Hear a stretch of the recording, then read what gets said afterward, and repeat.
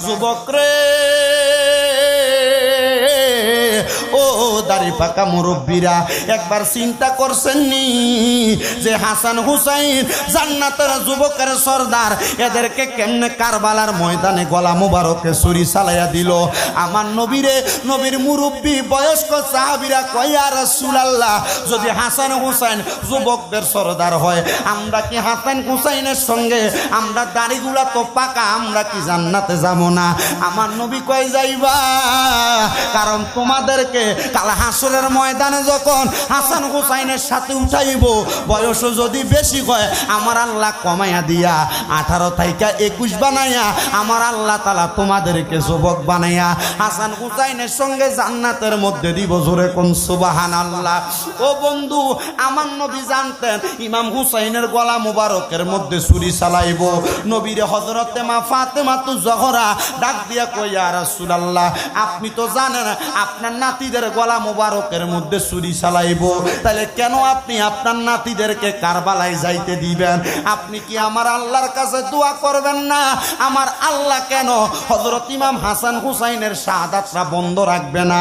আমার নবী কয় ফাতেমা, ও ফাতেমা, আমার আল্লাহ তাআলা আমি নবীর কাছে ইরাদা প্রকাশ করেছে আমার হুসাইন যদি কারবালায় শাহাদাত হইয়া যায় আমার হুসাইনের গলা মুবারক দিয়া যত ফোঁটা রক্ত মুবারক মাটিতে পড়বে তত ফোঁটা রক্ত মুবারকের বিনিময় আমার আল্লাহ তাআলা আমি নানা মুহাম্মাদুর রাসূলুল্লাহ সাল্লাল্লাহু আলাইহি ওয়াসাল্লামের লক্ষ লক্ষ কোটি কোটি গুনাহগার উম্মতরে আমার আল্লাহ নাজাত প্রদান করবে। জোরে বলেন সুবহানাল্লাহ। বাবা আমার গভীর মনোযোগ দিবেন। আমার নবী জানতেন ইমাম হুসাইনকে কারবালায় শাহাদাত করে দেওয়া হবে। হযরতে ফাতেমা তু জাহরা রাদিয়াল্লাহু তাআলা আনহা নিজে বলেন, কি বলেন শুনেন। হযরতে মা ফাতেমা তু জাহরা বলেন, শোনো জগৎবাসী, আমি মসজিদে নববীর সামনে দিয়া যাইতেছিলাম, আমি তাকে দেখি আমার আব্বাজান মুহাম্মাদুর রাসূলুল্লাহ সাল্লাল্লাহু আলাইহি ওয়াসাল্লাম উনি মসজিদে নববীর মধ্যে বসা। আমার কলিজার টুকরা দুইটা সন্তান, একজনের নাম হলো হযরত ইমাম হাসান আর একজনের নাম হযরত ইমাম হুসাইন। নবীজির একজন ডান রান মুবারকের উপরে উরু মুবারকের উপরে আর একজন আমার নবীর বাম উরু মুবারকের মধ্যে। আমি তাকে দেখলাম আমার আব্বাজান ওনার কলিজার টুকরা নাতি হযরত ইমাম হুসাইনের গলা মুবারকটার মধ্যে চুম্বন করতেছে। আমি ফাতেমা আর দেরি করলাম না, সাথে সাথে মসজিদে নববীর দরজার মধ্যে যাইয়া দাঁড়াইলাম। দাঁড়াইয়া ডাক দিয়া বললাম, আব্বা আপনাকে অন্য সময় দেখি হুসাইনের গলা মুবারকে না ঠোঁট মুবারকে চুমা দেন, অনেক সময় দেখি হযরত ইমাম হুসাইনের কপাল মুবারকে চুমা দেন। হে বাবা, আজকে কেন আপনি আমার সন্তানের এই গলা মুবারকের মধ্যে চুমা দেন? হাদিস শরীফ প্রমাণ করে। আরে আস-সাওয়ারিকুল মুহরিকা কিতাবের মধ্যে ঘটনাটা উল্লেখ করে। আমার দয়াল নবীরে যখন হযরত ফাতেমা এমন প্রশ্ন করলেন, নবীজির চোখ মুবারক গুলা বায়া বায়া পানি পড়ে, আমার নবীজির দাড়ি মুবারক গুলা পর্যন্ত ভিজা চুপচুপা হয়ে গেছে। ফাতেমা ডাক দিয়া কই ইয়া রাসূলুল্লাহ, নবী প্রশ্ন করলাম উত্তর দেন, আপনি নবী কান্না করেন কেন? নবী আমার কান্নার আওয়াজ আরো বাড়াইয়া দিছেন। ফাতেমা কয় আব্বা এখনো কান্না করেন, উত্তর কেন দেন না? আপনি কেন কান্না করেন? কান্নার কারণ জানতে চাই। আমার দয়াল নবী চোখ মুবারকের পানিগুলা সারাই আর কান্দে আর কয় ফাতেমা কিছুক্ষণ আগে, মানে তুমি আমার কাছে আসার কিছুক্ষণ আগে আল্লাহ তাআলার ফেরেশতা মুআল্লিমুল মালাইকা জিবরাইল আগমন করছে। জিবরাইল আমি নবীর সামনে আইসা বলছি, ইয়া রাসূলুল্লাহ, ইয়া হাবিবাল্লাহ, নবী গো, ওগো মায়ার নবী, আমার আল্লাহ তাআলা খবর দিছে আপনার কুলের মধ্যে আপনার যেই দুইটা নাতি দেখা যায় এই দুইটা নাতিকে আমার আল্লাহ তাআলা নাকি আল্লাহর ওয়াস্তে নিয়ে যাবে। আমার নবী ডাক দিয়া বলছে, হে ফাতেমা, আমি আমার আল্লাহ তাআলার কাছে বলছি, আমি নবীর দুইটা সন্তান আছে, ছেলে সন্তান, একজনের নাম হযরত তৈয়ব, আর একজনের নাম হযরতে তাহের। আমি বললাম, আল্লাহ আপনি আমার দুইটা নাতিরে নিয়েন না, আপনার যদি মনটা চায় আমার কলিজার টুকরা দুইটা সন্তানকে আপনার রাস্তায় নিয়ে যান। বাদিরে, আমার আল্লাহ তাআলা কবুল করছেন, একে একে আমার নবীর দুইটা সন্তানকে নিয়ে গেছেন, ছেলে সন্তান। কিছুদিন পরে আমার আল্লাহ তাআলা আবার আমার নবীর কাছে জিবরাইল পাঠাইছে, ইয়া রাসূলুল্লাহ, নবী গো, আমার আল্লাহ বলছে আপনারে দুইটা নাতিরে নাকি আমার আল্লাহর ওয়াস্তে দিয়া দেওয়া লাগবে। আমার নবী কয়, হে জিবরাইল, আমার আল্লাহর কাছে জিজ্ঞাসিত করো, আমার দুইটা সন্তান দিলাম, আমি আল্লাহর কাছে কোনো বিনিময় চাই নাই, আমার আল্লাহকে বলো আমার আল্লাহ তাআলা আমার এই দুইটা নাতির বিনিময়ে আমি নবীরে কি প্রদান করব। জিবরাইল আলাইহিস সালাতু ওয়াস সালাম আল্লাহর কাছ থেকে খবর আনছেন, ইয়া রাসূলুল্লাহ, আপনি যা চাইবেন আমার আল্লাহ তা প্রদান করবে। আমার নবী ডাক দিয়া কয়, আমি আমার উম্মতের নাজাত চাই। ইয়া রাসূলুল্লাহ, উম্মতের নাজাত চাইছেন, আল্লাহ ঘোষণা করছে হুসাইনে পাকের যত ফোঁটা রক্ত মুবারক মাটির মধ্যে পড়বে, তত ফোঁটা রক্ত মুবারকের বিনিময় আমার আল্লাহ নাকি আপনার কোটি কোটি উম্মতরে মাফ কইরা দিব। আমার নবী কয়, আলহামদুলিল্লাহ, কবুল করলাম। ফাতেমা কয়, ইয়া রাসূলুল্লাহ, কান্না করেন কেন? হযরতে ফাতেমা তো জহরা এই প্রশ্ন করতে দেরি। আমার নবী কয়, ফাতেমা রে, তুমি কি জানো না আমি নবী এই দুইটা নাতিরে, আমার দয়াল নবী নিজেই বলতেছেন এই দুইটা সন্তানকে আমি নবী এত ভালোবাসি, এত মোহাব্বত করি, আমি নবী দুনিয়াতে থাকবো না, আর আমার আল্লাহ তাআলার বান্দারা যারা দুনিয়ার জমিনে মুসলমান দাবি কইরা শরীরে পাঞ্জাবি লাগাইয়া, পাগড়ি লাগাইয়া, টুপি লাগাইয়া, মুখে দাড়ি রাইখা এদের গলার মধ্যে ছুরি চালাইব। ফাতেমা রে, আমি কান্দি এই জন্য, তখন যদি আমার নাতিরা একটা বার নানা কইয়া ডাক দেয়, আমি দয়াল নবী রহমাতুল লিল আলামিন নবী রওজা আথারে থাইকা তাদের জন্য কান্না করব। আমার ফাতেমা তো জগরা ডাক দিয়া কয়, নবী গো, আপনি নবী কি তখন আপনার নাতিদের জন্য কিছু করবেন না? আমার নবী ডাক দিয়া কয়, ফাতেমা, আমার আল্লাহ তাআলা হাসান হুসাইনের শাহাদাতের বিনিময় তাদের জন্য জান্নাতের মধ্যে উচ্চ মকাম রেডি করে রাখছে রে ফাতেমা। হাসান হুসাইন যখনই দুনিয়া থেকে রওজা আথারে চলে যাইব, রওজা মুবারকে চলে যাইব, আমার আল্লাহ তাআলা হাসান হুসাইন রে জান্নাত প্রদান করব। জোরে বলেন সুবহানাল্লাহ। আরে মা ফাতেমার নয়নে মনি হযরত আলীর জান, মা ফাতেমার নয়নে মনি জান, ইমাম জান্নাত থেকে কুদরতেরই পোশাকে পাঠাও না, লাল সবুজের সেই পোশাকে কারবালারি শান, লাল সবুজের সেই পোশাকে কারবালারি শান, ইমাম হোসেন শহীদ হলো কারবালার ময়দান, ইমাম হোসেন শহীদ হলো কারবালার ময়দান। বলেন মা ফাতেমার নয়ন মনি হযরত আলীর জান, মা ফাতেমার নয়নে মনি হযরত আলীর জান, ইমাম হোসেন শহীদ হলো কারবালার ময়দান। আল্লাহুম্মা সাল্লি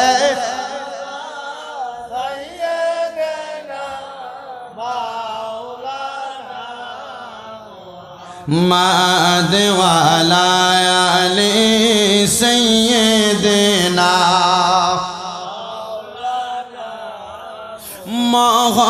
মুহররমের 10 তারিখে কি গটাইলেন রব্বানা, কলিজা ফাটিয়া যায় গো শুনলে তাহার বর্ণনা।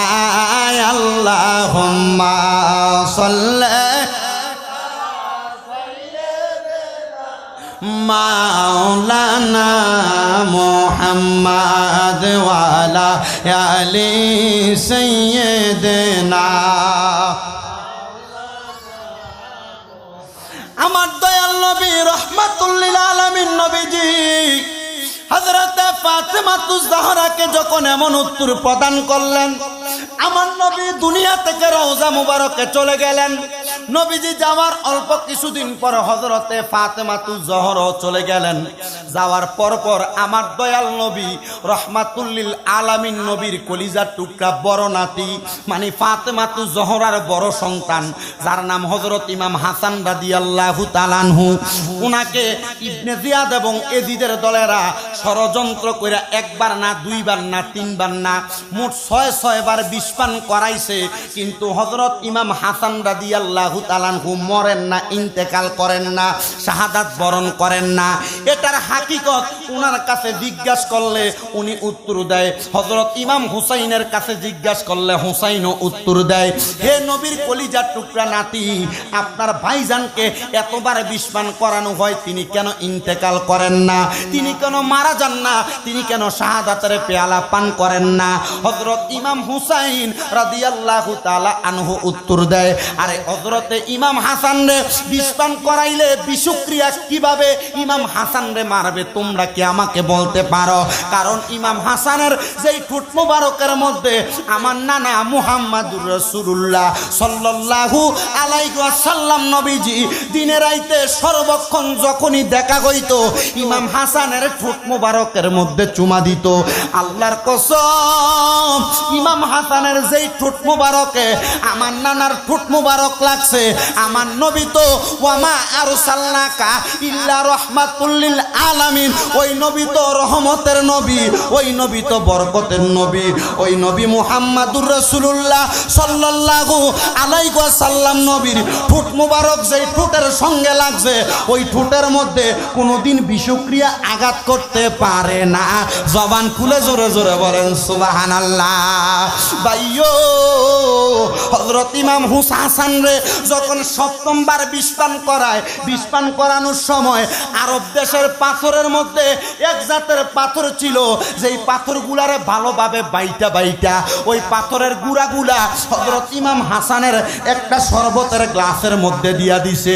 এটার মধ্যে বিষও ছিল আবার শরবতও ছিল। এটার মধ্যে পাথর বাইটা দিয়া হযরত ইমাম হাসান যখন পান করে দিছে, আল্লাহর কসম, দুনিয়ার কোন মানুষের মুখের মধ্যে কোন তিতা খাবার লাগলে মানুষটা মাগবো কইয়া চিল্লানি মারে, অথবা আল্লাহ গো কি তিতা বলে চিল্লানি মারে। হযরত ইমাম হাসান যখন বিষটা মুখের মধ্যে নিছে, বিষটা যখন পেট পর্যন্ত চলে গেছে, হযরত ইমাম হাসান মা বলে চিৎকার দিছে না, আব্বা বলে চিৎকার দিছে না, হযরত ইমাম হাসান নানা গো কই একটা চিল্লানি মারছে। আল্লাহর কসম, হযরত ইমাম হাসান যেই জায়গায় চিল্লানি মারছে এখান থেকে অল্প কিছুক্ষণ দূরের একটা মাঠের মধ্যে হযরত ইমাম হুসাইন ওনার ঘোড়াটাকে পানি পান করাইতেছিলেন। এমন টাইমে হযরত ইমাম হুসাইনের সাথে মালিক ইবনে মারওয়ান নামক একজন আহলে বায়াতের প্রেমিক ছিল।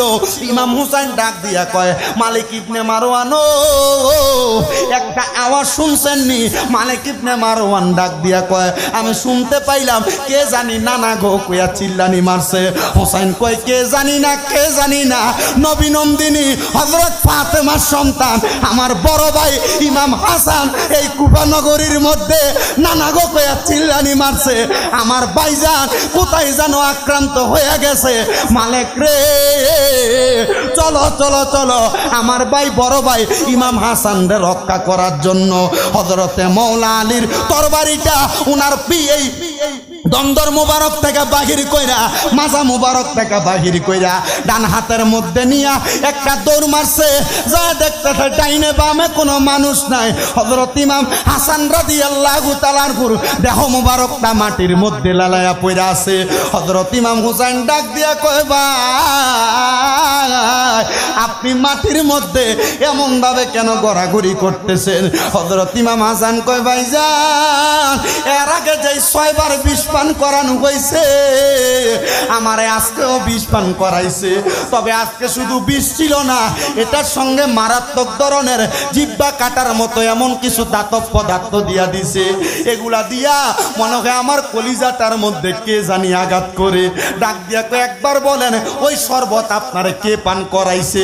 একবার বলেন ওই শরবত আপনারে কে পান করাইছে? হযরত ইমাম হাসান কয়, ভাইজান ওনার নাম বললে আপনি ওনাকে আঘাত করবেন, আপনি ওনাকে মারবেন। ভাই ও ভাই, মাইরেন না, ওনারে যদি আপনি এখন মাইরা ফেলেন, আমার নানার উম্মতেরা কিয়ামতের আগ পর্যন্ত দুনিয়াতে থাকবে, হুসাইনি কুন্ডা হাসাইনি কুন্ডা এটা চিনতে পারবে না। এটারে যদি মাইরা পালান, এখন উম্মতেরা কষ্টি পাথর দিয়া হুসাইনি প্রেমিক যাচাই করতে পারবে না। মাইরেন না। আমার আল্লাহ না কোরআনে বলছে, ইন্নাল্লাহা মাআস সাবিরিন, নিশ্চয় ধৈর্য ধারণকারীর সাথে আল্লাহ আছে। আমি ধৈর্য ধারণ করলাম, আমি আমার আব্বা জানার কাছে চলে যাই, আমার নানার কাছে চলে যায়, আমার মা ফাতেমার কাছে চলে যায়। আপনি আগমন করেন, আমরা আমরার ফা উপাদানটা, আমরা আমরার জাজাটা আমরা আল্লাহর কাছ থেকে ময়দানে মাশরে নিয়ে যাবো। জবান খুলে জোরে জোরে বলেন সুবহানাল্লাহ। হযরত ইমাম হাসান রাদিয়াল্লাহু তাআলা আনহু একবার না 7 বার বিষ পান করাইছে। সপ্তমবার আরবের ধাতব এমন কিছু পাথর ছিল যেটার বাইটা ইমাম হাসানের শরবতের সাথে খাওয়াইয়া দিছে। হযরত ইমাম হাসান রে ইমাম হুসাইন জিজ্ঞাসা করে, ভাই নামটা একবার বলেন। মাওলা আলীর তরবারিটা দিয়ে তার গর্দানটা আলাদা করে দেয়। হযরত ইমাম হাসান কয়, ইন্নাল্লাহা মাআস সাবির, নিশ্চয় ধৈর্য ধারণকারীর সাথে আল্লাহ আছে। ইমাম হাসান রাদিয়াল্লাহু তাআলা কে ইঙ্গিত দিতে ইমাম হুসাইন রাদিয়াল্লাহু তাআলা বলছেন। লেখক কি লিখে জানেন? লেখক বলছেন যে এই ইমাম হাসান রাদিয়াল্লাহু তাআলা এটা দিয়ে প্রমাণ দিছে ইমাম হাসান দুনিয়াতে এটার প্রতিশোধ নিতে চায় না। কারণ দুনিয়াতে প্রতিশোধ নিলে প্রতিশোধ পাবে, খুনের বদলা খুন, মায়ের বদলা মায়ের, মাপ চাওয়ার বদলা মাপ চাওয়া, জুতার বাড়ির বদলা জুতার বাড়ি। কিন্তু ইমাম হাসান যদি এটার প্রতিদান আল্লাহর কাছ থেকে নেয়, যা চাইবো তা পাইবো। সরে বলেন না সুবহানাল্লাহ। ও ভাই, আপনি আল্লাহর কাছ থেকে কেন প্রতিদান চান? হযরত ইমাম হুসাইন রাদিয়াল্লাহু তাআলা আনহুরে এই সময় ইমাম হাসান উত্তর দেয়, কারণ আমার আল্লাহর কাছে আমরা একটা জিনিস চামু। ভাই, আমার নানা, আপনার নানা, মা ফাতেমার আব্বা হযরত মাওলা আলী শ্বশুর, আবু বকর সিদ্দিকের জামাতা আমার নানা মুহাম্মদ মুস্তাফা সাল্লাল্লাহু আলাইহি সাল্লাম দুনিয়াতে টাকার পাগল ছিলেন না, সম্পদের পাগল ছিলেন না, দুনিয়ার কোনো কিছুর লোভ করেন নাই। ও ভাই, আমার নানা কিসের লোভ করছে, কিসের পাগল ছিলেন? বলে উম্মতের পাগল। আমি আমার আল্লাহর কাছে বলবো, আল্লাহ ওই ইয়াজিদের দলেরা আমার বিষ পান করাইছে, আল্লাহ আমি বিষক্রিয়ায় মারা গেছি, শাহাদাত বরণ করছি, শাহাদাতের বিনিময় আপনি কি বলেন ইয়াজিদ গোষ্ঠীর কাছ থেকে নিব না আপনার কাছ থেকে? তখন আল্লাহর রহিম নামের যে সূরা প্রকাশ হয়ে যাবে, আল্লাহ বলবে, হাসান এই বিষক্রিয়ায় ইন্তেকাল করার বিনিময় কি চাও? হযরত ইমাম হাসান কয়, তখন আমি সামু আমার নানার উম্মতরে নাজাত দেন। হযরত ইমাম হাসান কয়, তখন আমি কি বলবো? আমার নানার উম্মতরে নাজাত দেন। এই কথাটা একজন আশেক সুরে সুরে লেখে। আরে ও ভাই, কহে একবার শুনি, ওরে কে তোমারে খাওয়াইলো জহর, নবীজির পরানি রে। ভাইরে আমার সোনার চন্দ্রমণি, ও ভাই কহে একবার শুনি,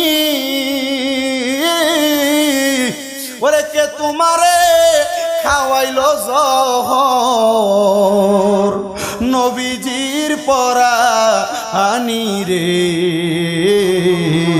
ভাইরে আমার সোনার চন্দ্রমণি, আল্লাহ বলে ও জিবরাইল যাও না রে চলিয়া, ওরে ৭০,০০০ ফেরেশতা আনো জানাজা লাগিয়া রে।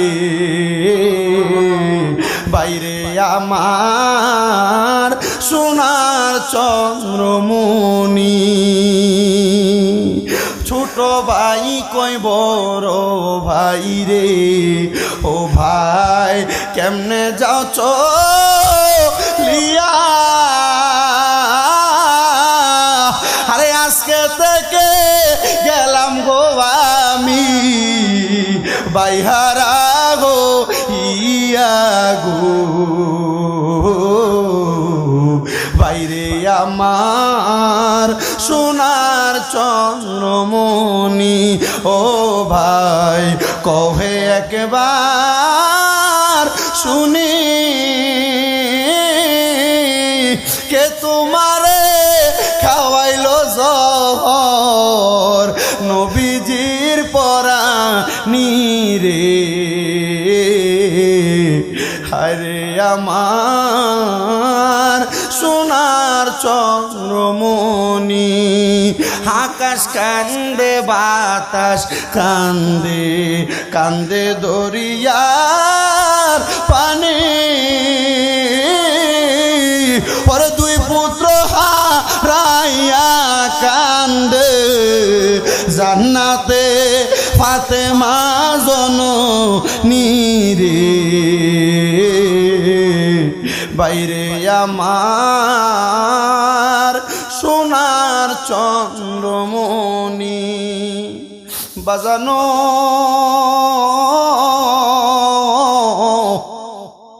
হযরত ইমাম হাসান যখন দুনিয়া থেকে চলে গেলেন হযরত ইমাম হুসাইনের কাছে এদিদের দলেরা কুফা থেকে একটা দুইটা সিডি পাঠায় নাই 1200 মতান্তরে 1250 চিঠি পাঠাইছে হযরত ইমাম হুসাইন বারবার রওনা করে কারবালার দিকে নবীর আহলে বায়াতের সদস্যর মধ্যে নবীর সাহাবায়ে কেরাম ডাক দিয়া কয় ইমাম হুসাইন আপনি কারবালার ময়দানে যাইয়েন না বলে কেন রে বলে আপনি কি জানেন আপনি এই কারবালার ময়দানে গেলে এই কুফাবাসী আপনার নানার লগে একবার বেঈমানি করছে এই কুফাবাসী আপনার বাবার লগে একবার বেঈমানি করছে আপনার বাবা নামাজে দাঁড়াইছে আপনার বাবার পা মুবারকের মধ্যে তারা তীর মেরে দিছে যাইয়েন না সবাই ইমাম হুসাইনকে আটকে রাখছেন ইমাম হুসাইনকে কুফায় যাইতে দেয় না হযরত ইমাম হুসাইনের কাছে সর্বশেষ একটা চিঠি আসছে চিঠির মধ্যে লেখা দিতেছে হযরত ইমাম হুসাইন আপনি যদি কুফার মধ্যে না আসেন আমরারে আপনার কাছে বায়াতে রাসূল গ্রহণ না করান আমরা কাল ময়দানে মাশরে আপনার নানার কাছে একটা নালিশ করব হুসাইন রে আমরা বারবার কুফাতে আসতে বলছি হুসাইন আসে নাই তখন আপনি আপনার নানার কাছে কি জবাব দিবেন আপনি জানেন এই কথা শুইনা হযরত ইমাম হুসাইন কয় ও আমার আহলে বায়াতেরা আমারে আর আটকে রাখুন আমি আর থাকবো না হযরত ইমাম হুসাইন যখন এই বক্তব্যটা প্রদান করলো এমন টাইম ইমাম হুসাইনের হাতের মধ্যে তরবারি নিছে ওনার আব্বা হযরত আলী রাদিয়াল্লাহু তাআলা আনহুর তরবারিটা নিয়া ওনার চাচা হযরত আমিরে হামদার বর্ম মোবারকটা বুকের মধ্যে লাগাইয়া ইমাম হুসাইন সামনের দিকে যাবে এমন টাইমে ইমাম হুসাইনের সামনে হযরত দিয়া কয় ভাই ও ভাই কোথায় যান কারবালায় নি বলে হ্যাঁ ভাইজান কারবালার মধ্যে যাইয়া আপনি ইমাম হুসাইন যদি শাহাদাত বরণ করেন আমার আপনার নানা মুহাম্মদ মুস্তাফা সাল্লাল্লাহু আলাইহি ওয়াসাল্লাম সুবহানাল্লাহ কোন ওই নানা যদি আমার একবার প্রশ্ন করে তুমি দুনিয়াতে জীবিত থাকা অবস্থায় আমার হুসাইন কারবালাতে শহীদ হইল তুমি কি আগে যাইয়া তোমার জানটা দিতে পারছো না আমি আপনার নানারে জবাব দিতে পারবো না ও ইমাম হুসাইন আপনি যাইয়েন না আপনি যাওয়ার আগে আমার একবার যাইতে দেন আমি কারবালায় যাইব কারবালায় যাইয়া দেখবো কারবালার পরিস্থিতিটা যদি আমি ভালো দেখি আমি আপনার একটা চিঠি লেখা দিব ইমাম হুসাইন আপনি কারবালার ময়দানে আগমন করেন তারপর আপনি যাইয়েন ইমাম হুসাইন এবং সৎ সাহাবায়ে কেরাম আহলে বায়াতের সদস্যরা বলে ঠিক আছে এটা সুন্দর একটা কথা আপনি কারবালায় যান মুসলিম বিন আকিল রওনা করলেন কারবালার দিকে যখন কারবালার দিকে যাবে ঘর থেকে বাইর হইছে এমন টাইমে ছোট ছোট দুইটা বাচ্চা মুসলিম বিন আকিল রে পেছন দিয়া পাঞ্জাবির মধ্যে টান দিয়া ধরে রাখছে ছোট বাচ্চা মুসলিম বিন আকিল একটা ডাক দিয়া কই এই আহলে বায়াতের সদস্যরা রাস্তায় আটকাইবা না বলে কেন বলে যদি রাস্তায় আটকাও আমি কারবালার মধ্যে যাওয়ার দেরি হয়ে যাবে তোমরা রাস্তা আটকাইও না পেছন থেকে উত্তর দেয় মুসলিম বিন আকিল কারবালায় যাবেন কেন বলে নবীর নাতি শাহাদাত বরণ করব তার আগে আমি আল্লাহর রাস্তায় আমি শাহাদাত বরণ করব বলে শাহাদাত বরণ করলে লাভটা কি বলে যারা শহীদ হয় এরা জান্নাতে যাবে পিছন থেকে ছোট ছোট দুইটা বাচ্চা ডাক দিয়া কয় আব্বায়ো আপনি নিজে জান্নাতে যাবেন আমরার কি মনটা চায় না জান্নাতে যাইতাম ওই দুইটা ছেলে কইলে একটার নাম হযরতে ইব্রাহিম একটার নাম হযরতে মুহাম্মদ মুসলিম বিন আকিলের ছোট ছোট দুইটা সন্তান মা মরা সন্তান মা মারা গেছেন ছোট দুইটা ছেলে কয় আব্বা কারবালায় যাবেন, আমারও নিয়ে যান, আমিও যাব। কারবালায় যায়া আপনার সঙ্গে নবীর বংশের জন্য আমার জানটাও দিব। মুসলিম বিন আকিল কারবালার দিকে রওনা করছে। একদিন, 2 দিন, 3 দিন রওনা করে যায়া কারবালায় যায়া পৌঁছে গেছেন। কারবালায় যায়া পৌঁছানোর পরে ইবনে জিয়াদের লোকেরা মুসলিম বিন আকিলরে সুন্দর করে মেহমানদারি কইরা একটা চিঠি লিখতে বললেন। একসাথে 6000 মানুষ ইমান মানে বায়াত গ্রহণ করছে। মুসলিম বিন আকিল চিঠি লেখছে, ইমাম হুসাইন, কুফাবাসী আগের মতো বেঈমান নাই, আপনি কারবালার কুফার ময়দানে আসতে পারেন। আপনি আসলে তারা লক্ষ লক্ষ মানুষ একসাথে আপনার কাছে বায়াত গ্রহণ করবে। এই চিঠিটা লেখা একটা চিঠি বাহকের কাছে দিয়া হযরতে মুসলিম বিন আকিল যখন ওনার জায়গার মধ্যে বসলেন, এমন টাইমে চিঠিটা যখন বাহক চলে গেছে, মুসলিম বিন আকিলের হাতের মধ্যে পুলিশ দলে যেমন হ্যান্ডকাপ লাগায়, ওনার একটা কারাগারের মধ্যে বন্দি করে ফালাইছে। মুসলিম বিন আকিল কয়, কিরে আপনারা না আমার কাছে বায়াত গ্রহণ করলেন, এখন দি আপনারা আমার এই এজিদের কারখানার মধ্যে বন্দি করে ফালাইলেন, কারণটা কি জানতে চাই? বলে, না রে না, আমরা তো ছলনা করে তোমার আনছি, চিঠিটা লেখায়া হুসাইনের কাছে পাঠাইছি, আপনারে এই কুফা নগরীর মধ্যে ঢুকাইয়া আমরা আপনারও এই জায়গার মধ্যে কতল করে দিব। মুসলিম বিন আকিল কয়, আল্লাহর কসম, যখন আমারে ওই কুফা নগরীর মধ্যে এজিদের জেলখানার মধ্যে ঢুকাইছে, আমার এই জেলখানার একজন পাহারাদার আইসা চোখের পানি দি ফালাইয়া কয়, আরে মুসলিম বিন আকিল, আপনি আহলে বায়াতের সদস্য, আপনার চেহারাটা দেখতে বড় সুন্দর লাগে, আমার মনে বড় চিন্তা, আপনি মুসলিম বিন আকিল আহলে বায়াতের প্রেমিক, আপনার চেহারা যদি এত সুন্দর হয়, নবীর নাতি ইমাম হুসাইনের চেহারা জানি কত সুন্দর। হাদিস শরীফ প্রমাণ করে নবীর 2 জন নাতি, ইমাম হাসান আর ইমাম হুসাইন। হযরত ইমাম হাসান রাদিয়াল্লাহু তাআলা আনহু নাভি থেকে মাথার তালু পর্যন্ত আমার নবীজির মতো, সুবহানাল্লাহ, আর নাভি থেকে পায়ের তালু পর্যন্ত দেখতে ঠিক আমার নবীর সাদৃশ্য। আমার নবীজির একবারে দেখতে, আমার নবীর দিকে তাকাইলে যেমন মনে হয়, তারার দিকে তাকাইলে এমন মনে হয়। জোরে কোন সুবহানাল্লাহ। ওই পাহাড়ে ডাক দিয়া কয়, মুসলিম বিন আকিল চিন্তা করবেন না, রাত্র গভীর হয়ে গেছে, মুসলিম বিন আকিলের জেলখানার দরজাটা ওই প্রহরী খুলে দিছে, উনি ঘর থেকে বাইর হইয়া কুফানগরীর বিভিন্ন জায়গার মধ্যে চলে গেছে। এমন টাইমে কুফানগরীতে খবর হয়েছে নবীজির বংশের দলেরা ওই মুসলিম বিন আকিল জেলখানা থেকে পলায়ন করছে, জেলখানায় নাই। হে কুফাবাসী, তোমরা কেউ যদি এদেরকে জায়গা দাও, আল্লাহর কসম তোমাদের গর্দন থাকবে না, তোমাদের কল্লা আলাদা করে দেওয়া হবে। কিন্তু বন্ধু, মুসলিম বিন আকিল পানির পিপাসায় বড় কাতর হয়ে গেছে, কত দরজায় যায়, কেউ মুসলিম বিন আকিলের জন্য দরজাটা খোলে না। মুসলিম বিন আকিল যাইতে যাইতে যাইতে যাইতে হযরত হানি নামক একজন মহিলা তার দরজার মধ্যে গেছে। ওই হানি ছিল এজিদের দরবারের কর্মচারী। এজিদের দরবারের কর্মচারী হইলেও ওই হানির অন্তরে নবীর আহলে বায়াতের মোহাব্বত ছিল। হযরত হানির দরজায় যখন যায় দাঁড়াইছে, মুসলিম বিন আকিলের সামনে যখন হযরত হানি পড়ে গেছে, মুসলিম বিন আকিল ডাক দিয়া কয়, হানি রে, একটু পানির ব্যবস্থা করে দাও, পানিটা নিয়া আমি একটু তোমার কাছে আশ্রয় গ্রহণ করতে চাই। হযরতে মুসলিম বিন আকিল ওই জায়গায় আশ্রয় গ্রহণ কইরা গোপনে গোপনে মানুষদেরকে বায়াত গ্রহণ করাইতে লাগছে। এজিদের কাছে এখনো পর্যন্ত খবর যায় না, কিন্তু এজিদ একটা গুপ্তচর লাগাইছে, কোন জায়গায় জানি হযরত মুসলিম বিন আকিল লুকিয়ে রইছে। মুসলিম বিন আকিলের খবর যেই ব্যক্তি আমার দিতে পারবো, আমি তারে 1 লক্ষ দিরহাম উপহার প্রদান করব। এবার একজন ব্যক্তি সুরতে পাঞ্জাবি লাগাইয়া, মাথায় পাগড়ি লাগাইয়া, হাতে তসবিহ নিয়া মসজিদের মধ্যে যায়া আল্লাহ আল্লাহ আল্লাহ আল্লাহ জপে। 1 দিন 2 দিন 3 দিন 7 দিন একটানা জপতেছে। হঠাৎ করে আহলে বায়াতের একজন প্রেমিক এসে ওই গুপ্তচর ব্যক্তিরে যায় জিজ্ঞাসা করে, ভাই ও ভাই, আপনারা তো আজকে 7 দিন দেখি মসজিদের মধ্যে আপনি ইবাদত করতেছেন, আপনি এই জায়গায় কেন আসছেন? বলে, আমি এখান থেকে আসি নাই, আমি সুরিয়ানি নামক এলাকা থেকে এখানে আগমন করছি। আমি খবর পাইছি কুফাতে নাকি নবীর বংশ মুসলিম বিন আকিল আগমন করছে, আমি কিছু হাদিয়া নিয়ে আসছি, হাদিয়াগুলা মুসলিম বিন আকিল রে দিব আর তার কাছে বায়াত গ্রহণ করব। আসলে কি এটা হাদিয়া দিতে আইছে না সিটার?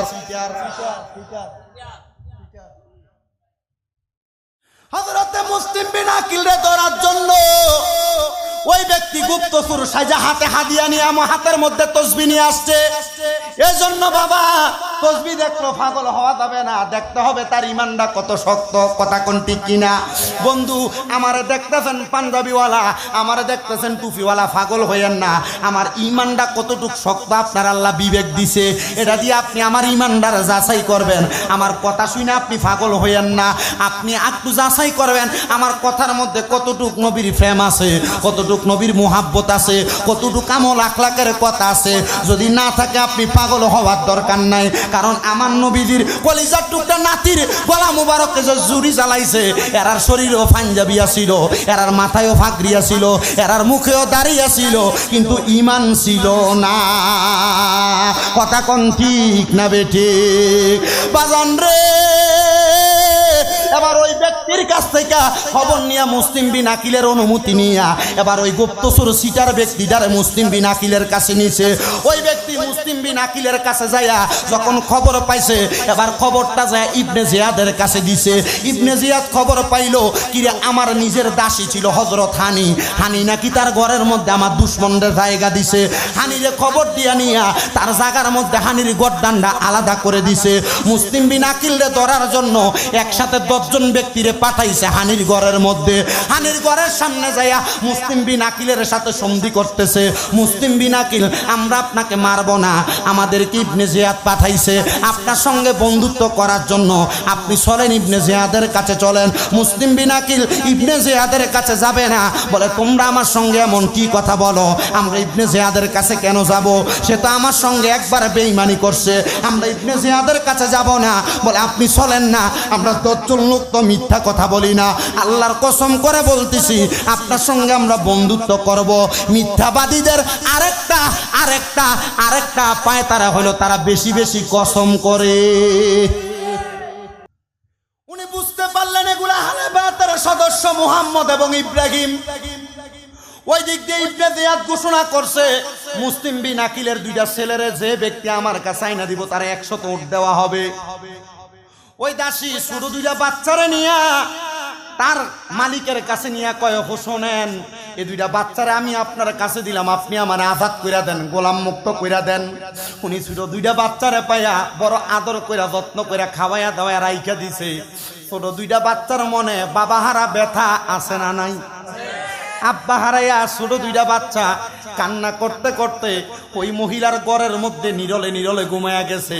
কিন্তু রাত্রবেলা ওই মহিলাটা আহলে বায়াতের প্রেমিক ছিল, কথা সত্য। স্বামী ছিল দুশ্মনের রাসূল, আহলে বায়াতের দুশ্মন। বন্ধু, ওই স্বামীটা যখন তার ঘরের মধ্যে রাত্রবেলা আসছে, স্ত্রীরে বলে আমি গেছিলাম ইবনে জিয়াদের 100 উট উপহার নেওয়ার জন্য, মুসলিম বিন আকিলের 2টা সন্তানকে দিয়া দেওয়ার জন্য তার হাতে তুইলা। স্ত্রী বলে তারা না আহলে বায়াত, তাদের সঙ্গে দুশ্মনী করলে আমার আল্লাহ তাআলা নাকি আপনার সঙ্গে দুশ্মনী করবে, তাহলে আপনি কেন তাদের সঙ্গে দুশ্মনী করে? বলে কিসের দুশ্মনী? আল্লাহ তাআলা তো প্রতিদান দিব কবরে, আমি দুনিয়াতে প্রতিদান পাবো না, এটা তো হইতে পারে না। বলে খাবার বারো, আমি যাইতেছি। খাবারটা খাইয়া যখন গেল, উনি যা দেখতেছে হঠাৎ করে রাত্রিবেলা গুনগুন গুনগুন ছোট কচি মুখের মধ্যে কান্নার আওয়াজ আসতেছে। উনি চিন্তা করলেন কিরে কান্নার আওয়াজ আসে কোথা তাইকা? ঘর থেকে বাইরে হইয়া পাশের ঘরের দরজাটা খুলে দেখতেছে, যদিও রাত্রবেলা চাঁদের আলোর মতো সুন্দর চেহারা 2টা দেখা যায়। উনি জিজ্ঞাসা করে নাম কি তোমার? কান্না করতে করতে ছোট 2টা বাচ্চা ডাক দিয়া কয় আমার নাম বড় ভাই মুহাম্মদ, আর আমার নাম হইল ইব্রাহিম। বলে তোমরা কি মুসলিম বিন আকিলের সন্তান? বলে হ্যাঁ। তোমরা এখানে বসে আছো, আমি সারাদিন তোমাদেরকে খুঁজছি। এই 2টা বাচ্চারে হযরতে মুসলিম বিন আকিলের বাচ্চাগুলারে নিয়া ওই ব্যক্তি রওনা করছে সামনের দিকে। ওই মহিলা স্বামীর পা গুলার মধ্যে ধরে ডাক দিয়া কয় স্বামী গো, এই 2টা বাচ্চারে যদি আপনি ইবনে জিয়াদের কাছে তুইলা দেন, নবীর কাছে জবাব দিতে পারবেন না, আল্লাহর কাছে জবাব দিতে পারবেন না। ছোট 2টা বাচ্চারে নিয়েন না। একটা কোপ দিয়া মহিলার গর্দানটা আলাদা করে দিছে। ওই মহিলার বড় ছেলে বাপের পায়ে ধরে ডাক দিয়া কয় আব্বা, এদেরকে আপনি নিয়ে যাইয়েন না, এদেরকে নিয়ে গেলে ইবনে জিয়াদ আপনার সাথে বেঈমানি করবে। ছেলেটার গলার মধ্যে কোপ দিয়া গর্দান আলাদা করে দিছে। এবার ওই ব্যক্তি ব্যক্তিটা চিন্তা করলো বাচ্চাগুলার জীবিত নেওয়ার সময় 100 উটের লোভে হয়তো কুফাবাসী আমার কাছ থেকে বাচ্চাদেরকে ছিনিয়ে নিয়ে যায়, 100 উট নিয়ে যাবে। আমি এখন এই 2টা বাচ্চার গর্দান আলাদা করে ব্যাগের মধ্যে ঢুকাইয়া আমি ইবনে জিয়াদের কাছে নিয়ে যাইব। এজিদ তো এজিদ মানি বেঈমান, এজিদ মানি শয়তান। ছোট 2টা বাচ্চার গর্দান যখন আলাদা কইরা ইবনে জিয়াদের কাছে নিছে, ইবনে জিয়াদরা ছোট 2টা বাচ্চার মাথা দেখানোর পরে ডাক দিয়া কয়, এ ইবনে জিয়াদ, দেখেন আপনি মুসলিম বিন আকিলের 2 বাচ্চার শরীর পাইছেন নি? ডাক দিয়া কয়, মুসলিম বিন আকিলের 2 বাচ্চার শরীর জীবিত পাই নাই, তুমি মরা কেন আনছো? আল্লাহর কসম এই মুহূর্তে আমি তোমার 100 উট দিতাম না। উনি তো পাগলের মতো হইয়া গেছে, যেই ছোট 2টা বাচ্চার জন্য আমি আমার বউরে কতল করছি, বাচ্চারে কতল করছি। এজিদ আমার লগে বেঈমানি করছে। আল্লাহর কসম, এই এজিদ রে, আমি জানি তুমি নবীর বংশের লগে বেঈমানি করবা, এই জন্য তুমি আমার 100 উটের লোভ দেখাইয়া আমার বউরে মারছো, সন্তানরে মারছো। আল্লাহর কসম, হুসাইন রে আসতে দাও, আসতে দাও। আমি হুসাইনের পক্ষ হইয়া তুমি ইবনে জিয়াদের গর্দান আলাদা করব। এবার ইবনে জিয়াদ ডাক দিয়া কয়, হুসাইন রে আসতে দেরি আছে, এখনই আমি তোমার গর্দান আলাদা করে দিব। ওই ব্যক্তির গর্দানও আলাদা করছে। আবার চিন্তা করেন নবীর কলিজার টুকরা 2টা বাচ্চাদেরকে কেমনে মারছে, মুসলিম বিন আকিল রে মারছে। এজিদ কত ভয়ঙ্কর ছিল, এজিদ কত ভয়ঙ্কর ছিল বন্ধুরে। যখন হযরত মুসলিম বিন আকিল কারবালার ময়দান থেকে, কুফার ময়দান থেকে মদিনায় যায় না, ইমাম হুসাইন আবার যুদ্ধে রওনা করছে। এমন টাইমে ইমাম হুসাইনের সামনে এসে দাঁড়াইছে ইমাম হুসাইনের ভাতিজা, যার নাম হইল হযরতে ইমাম কাসেম। জোরে জোরে বলেন বাবা আল্লাহু আকবার। বাদান আমার গভীর মনোযোগ দেন। ইমাম হুসাইন যখন রওনা করছে, সামনে এসে দাঁড়াইছে ওনার ভাতিজা হযরত ইমাম কাসেম, ইমাম হাসানের ছেলে। হযরতে ইমাম হুসাইন ডাক দিয়া কয়, ভাতিজা তুমি কেন সামনে আগমন করলা? হযরত ইমাম কাসেম ডাক দিয়া কয়, কাকা আপনি যে কারবালার ময়দানে যাবেন, আপনার আগে যদি, আমার আগে যদি আপনি শাহাদাত বরণ করেন, আমার নবী যদি আমারে ওই হাসরের ময়দানে জিজ্ঞাসা করে, তুমি ইমাম কাসেম থাকতে কেন আমার নাতি ইমাম হুসাইন আগে শাহাদাত বরণ করলো, আমি নবীরে জবাব দিতে পারবো না। কাকা গো, আপনি আমারে অনুমতি দেন, আমি একটু যুদ্ধের ময়দানে যাই।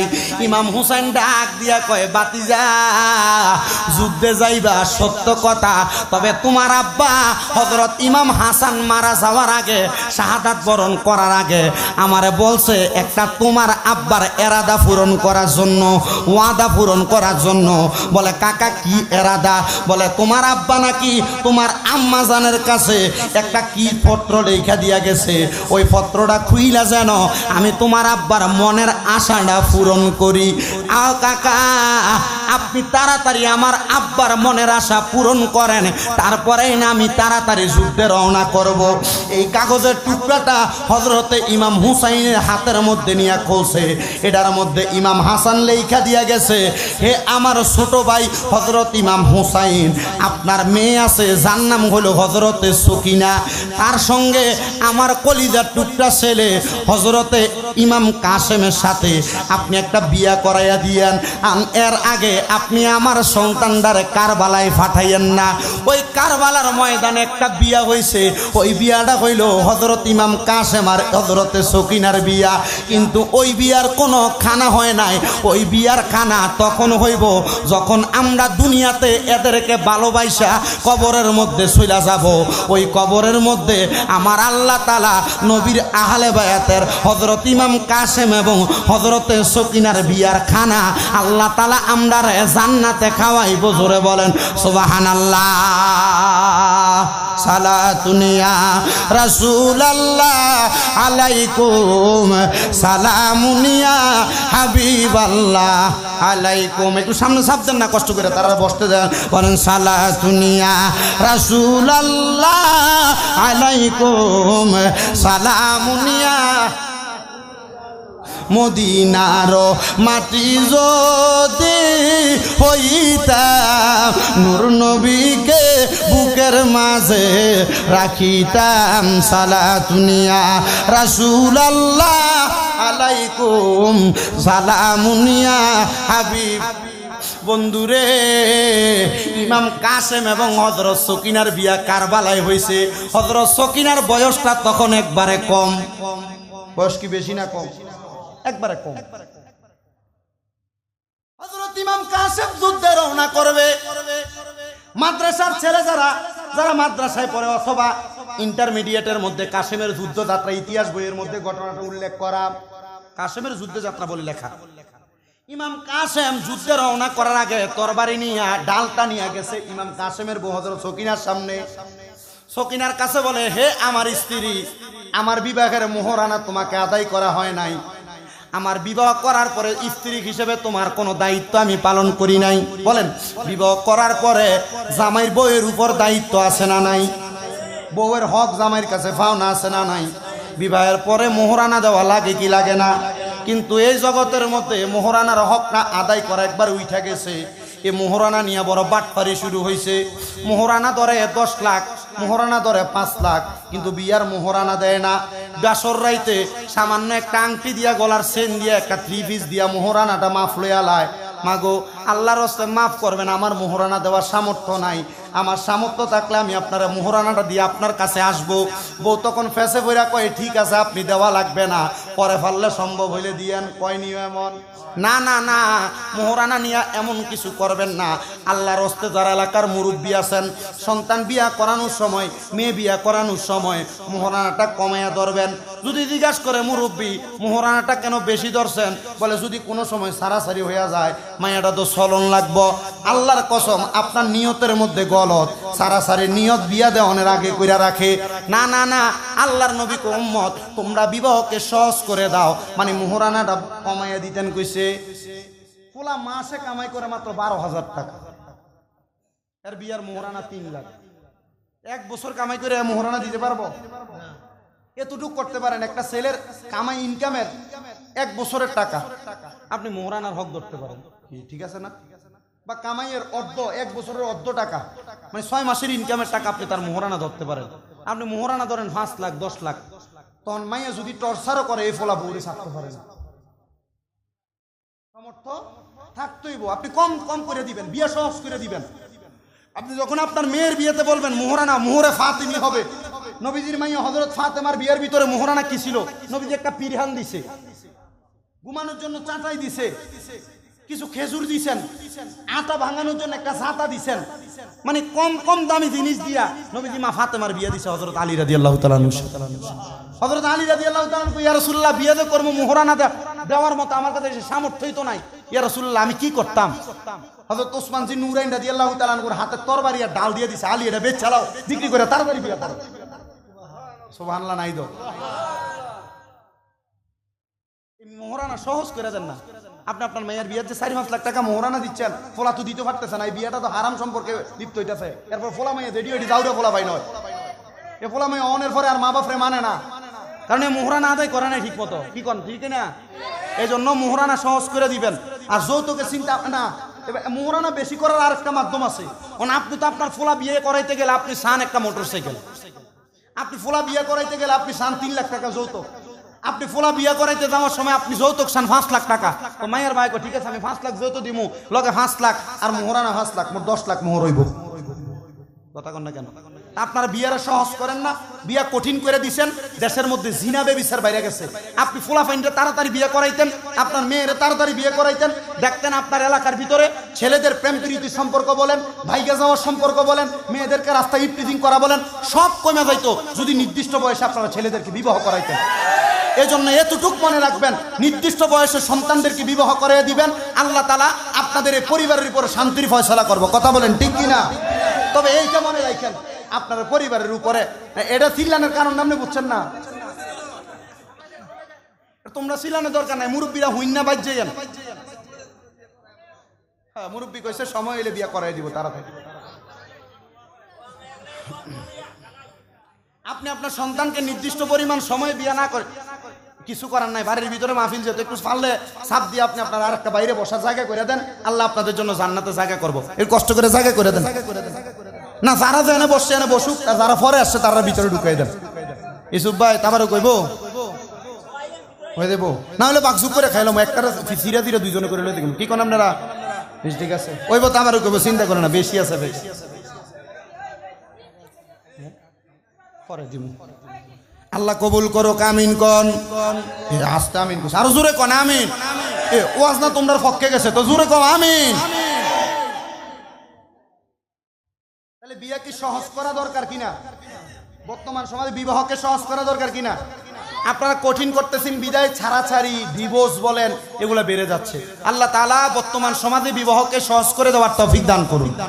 আরো জোরে পড়েন আমিন বলেন। যারা সন্তানদের মা বাবা আছেন, আপনার সন্তান জিনা ব্যভিচারে লিপ্ত হওয়ার পূর্বে, আপনার সন্তান রাস্তাঘাটে অন্য মেয়েদের সাথে বাজে সম্পর্কে লিপ্ত হওয়ার পূর্বে আপনি আপনার সন্তানকে বিবাহ করায় দেন। বর্তমান সন্তানদের মা বাবার একটা উক্তি হলো, আমার ফুতে এখন কামাই করে না, বউরে খাওয়াইব। এমন না, আমার সন্তান এখন কামাই করে না, বউরে খাওয়াইব। কিন্তু আল্লাহর নবী শিখাইতেছে বিবাহ করায় দেন, স্ত্রী তার রিজিক নিয়ে আসবে। স্ত্রী তার কি নিয়ে আসবে? রিজিক নিয়ে আসবে। আপনি বিবাহ করে দিলে এই সন্তান বিবাহ করার পর তার ইনকামের রাস্তা সে নিজে বাহির করবে। আর নচেত এই সন্তান বিয়ে করার আগ পর্যন্ত যত গুনার কাম করব, যত মেয়েদের সাথে বাজে সম্পর্ক করব, প্রত্যেকটা গুনাহ আপনারা মা বাবার নামে লিপ্ত হবে, মা বাবার আমল নামার ভিতরে কি হবে? লিপ্ত হবে। এই জন্য সন্তান গুনাহগার হওয়ার আগে, সন্তান বিভিন্ন জিনার কাজে লিপ্ত হওয়ার আগে আপনারা বিয়ে করে দেন, দেখবেন উপকার হবে। ঠিক আছে নি?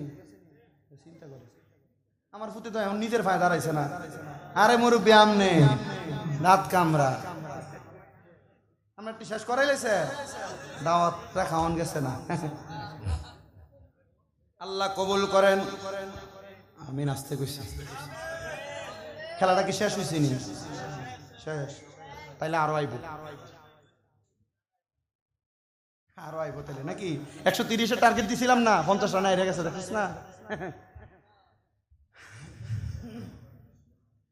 যেই কথায় ছিলাম, যখন ইমাম কাসেম এবং হযরত সকিনার বিয়া হয়, বয়স কি কম না বেশি? কম বয়সের বিয়াত বরকত আসেনি? বেশি বরকত। আমার বাজান গভীর মনোযোগ, একটু দেরি হবে কিন্তু।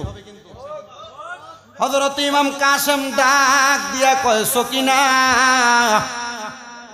আমি তোমার দায়িত্ব পালন করি নাই স্বামী হিসেবে, তুমি আল্লাহর ওয়াস্তে স্বামী হিসেবে ক্ষমা সুন্দর দৃষ্টিতে দেখবা।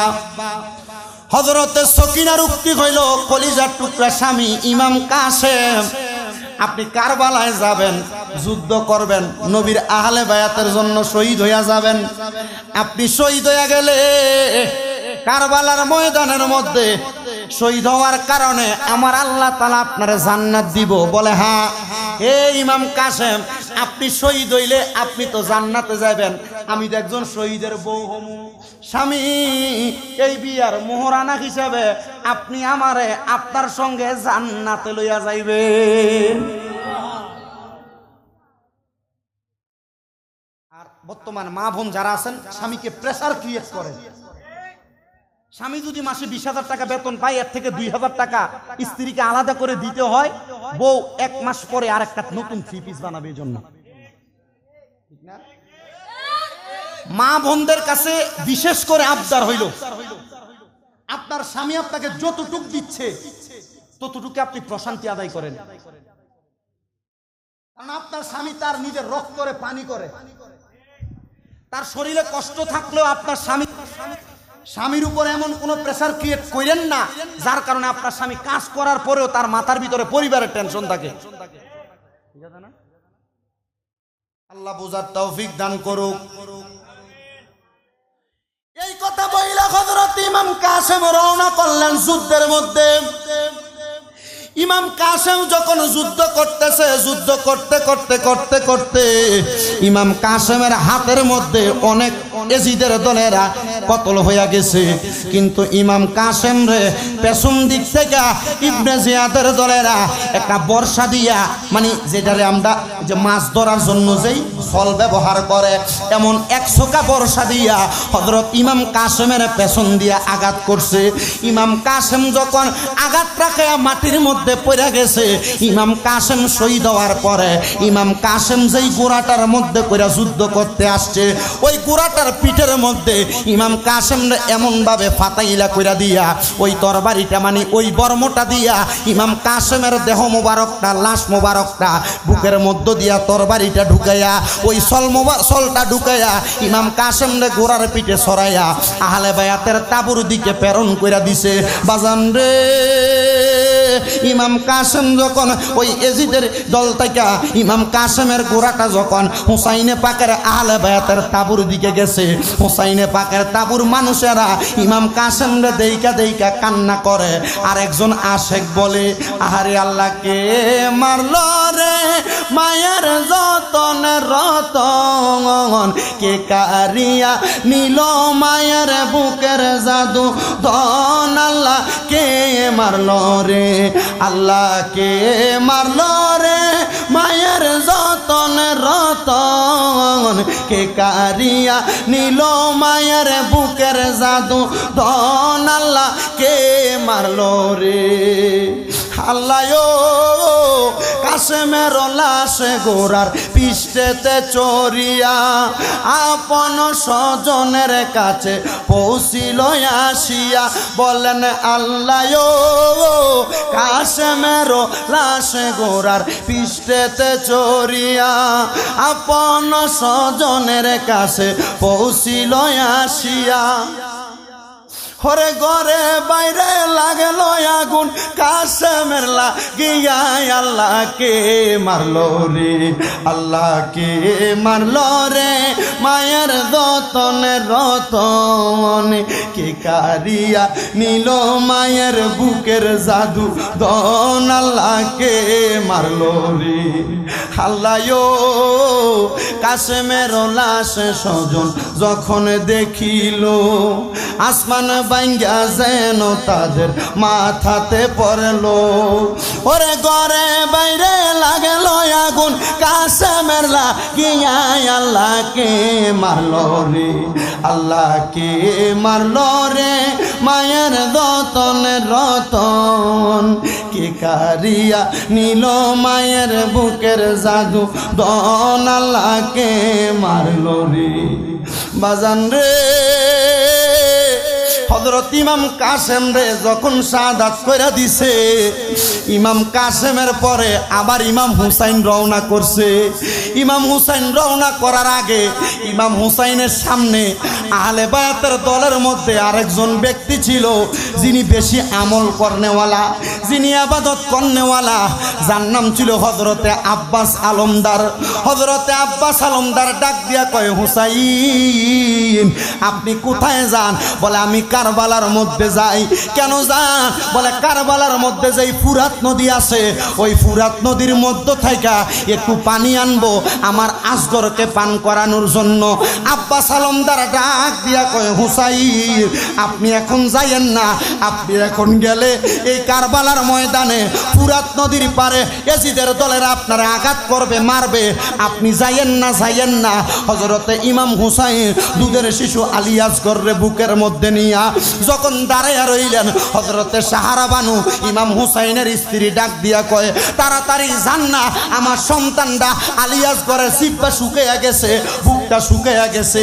আমার হযরতে আলী আসগর পানির পিপাসায় বড় পিপাসাপ্ত। ইমাম হুসাইন কি করলেন? ওনার জিহ্বাটারে আলী আসগরের মুখের মধ্যে ঢুকাইয়া দিছে। আলী আসগর জিহ্বাটারে কত চষছে, একটা ফোঁটা পানি আলী আসগর খাইতে পারে নাই। হযরতে সাহারা বানু কয়, তাড়াতাড়ি যান না। হযরতে সাহারা বানু যখন এই কথা বলছে, হযরত ইমাম হুসাইন আলী আসগরের বুকের মধ্যে লইয়া হযরতে ইমাম হুসাইন যখন ফুরাত নদীর পারে গেছে, ফুরাত নদীর পারে যায় ডাক দিয়া কই, ইবনে জিয়াদের দলরা, এই ইয়াজিদের দলেরা, তোমাদের সঙ্গে আমার দুশমনী, তোমাদের সঙ্গে আমি মুহাম্মদুর রাসূলুল্লাহ সাল্লাল্লাহু আলাইহি ওয়াসাল্লাম নবীর নাতির দুশমনী।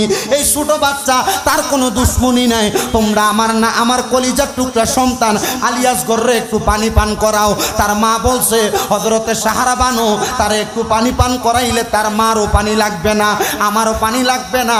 হযরতে ইমাম হুসাইন যখন হাতের মধ্যে আলী আসগরে লইয়া যখন আস্তে আস্তে ফুরাত নদীর সামনে গেছে, ইবনে জিয়াদের লোকেরা প্রথম বলছে পানি দেওয়া যাবে না। ইবনে জিয়াদের লোকরা যখন এই কথাটা বলছে, হযরত ইমাম হুসাইন এনাকে নিয়ে ফিরে যাবে, এমন টাইম ইবনে জিয়াদ কয় পানি নিয়ে যাও। ফুরাত নদীর পানে যাইয়া হযরতে ইমাম হুসাইন যখন আলী আসগরের জন্য পানিটা হাতের মধ্যে নিছে, মুখের মধ্যে পানিটা দিবে, এমন টাইমে ইবনে জিয়াদ এজিদের দলের একজন মানুষ হযরতে আলী আসগরের বুক বরাবর এমন ভাবে একটা তীর মারছে, তীরটা যে আলী আসগরের বুকের মধ্যে লাগছে। হযরতে আলী আসগরের বুকের মধ্যে তীরটা লাগার সাথে সাথে ইমাম হুসাইন কয়, কি রে এজিদের দলেরা, আমারে আঘাত করতা, আমারে মারতা, আমার ছোট বাচ্চাটা কি দোষ করছিল, আমার ছোট বাচ্চাটারে তোমরা কেন আঘাত করলা? দুশ্মনের দুশ্মনী দুশ্মনের সাথে আমার সন্তানের সাথে কেন দুশ্মনী করলা? কি জবাব দিবা কাল ময়দানে মাশরে? ইমাম হুসাইন কান্না করতে করতে করতে করতে আলী আসগরে লইয়া তাবুর মধ্যে গেছে।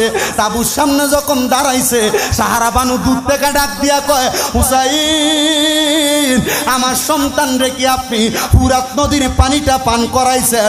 ইমাম হুসাইন কান্দে আর ডাক দিয়া কয়, সাহারা বানু গো, তোমার সন্তান হযরতে আলী আসগর রে আমি তোমার সন্তান রে ফুরাত নদীর পানি খাওয়াইতে পারি নাই, আমি সন্তান আলী আসগর রে জান্নাতের পানি পান করাইছি।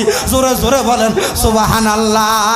আরে কারবালায় ঘটিল এক আজব কাহিনী, কারবালায় ঘটিল এক আজব কাহিনী, নবীর আওলাদ আসগর শহীদ পাইল না পানি।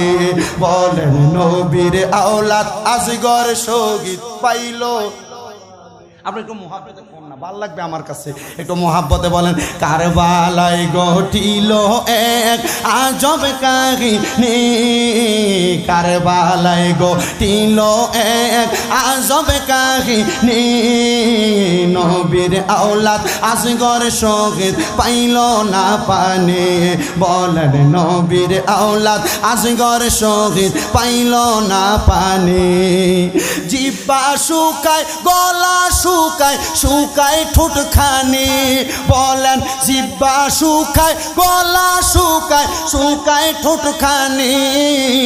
কান্নার আওয়াজ বাহির হয় না, কান্নার আওয়াজ বাহির হয় না, সেই জাদু মনির নবীর আওলাদ আসগর শহীদ পাইল না পানি। বাবারে নবীর আওলাদ আসগর শহীদ পাইল না পানি। বলেন কারবালায় ঘটিল এক আজব কাহিনী, কারবালায় ঘটিল এক আজব কাহিনী, নবীর আওলাদ আসগর শহীদ পাইল না পানি। বলেন নবীর আওলাদ আসগর শহীদ পাইল। আসগরে পানি পান করিলে তলোয়ার ধরতনি। বলেন আসগরে পানি পান করিলে তলোয়ার ধরতনি। উত্তর হবে তাহার তো সেই, উত্তর হবে তাহার তো সেই বয়স হয়নি। নবীর আওলাদ আসগর শহীদ পাইল না পানি। বলেন নবীর আওলাদ আসগর শহীদ পাইল না পানি। ও বন্ধুরে, হযরতে আলী আসগর যখন শাহাদাত বরণ করল, এমন টাইমে আলী আসগরের বড় ভাই হযরতে আলী আকবর রওনা করলেন কারবালার দিকে। অল্প কিছু কথা বইলা আলোচনাটা ইতি টানার চেষ্টা করব।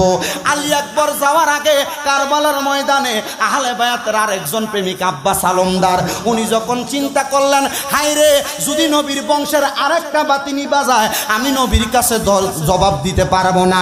হযরতে আব্বাস আলমদার রাদিয়াল্লাহু তাআলা আনহু উনি বলে, ইমাম হুসাইন আপনি পানি আনতে পারেন নাই, আমি যাইতেছি, দেখি না তারা আমারে নিয়ে একটু দয়া করে, আমার প্রতি নিয়ে তারা একটু এহসান করে।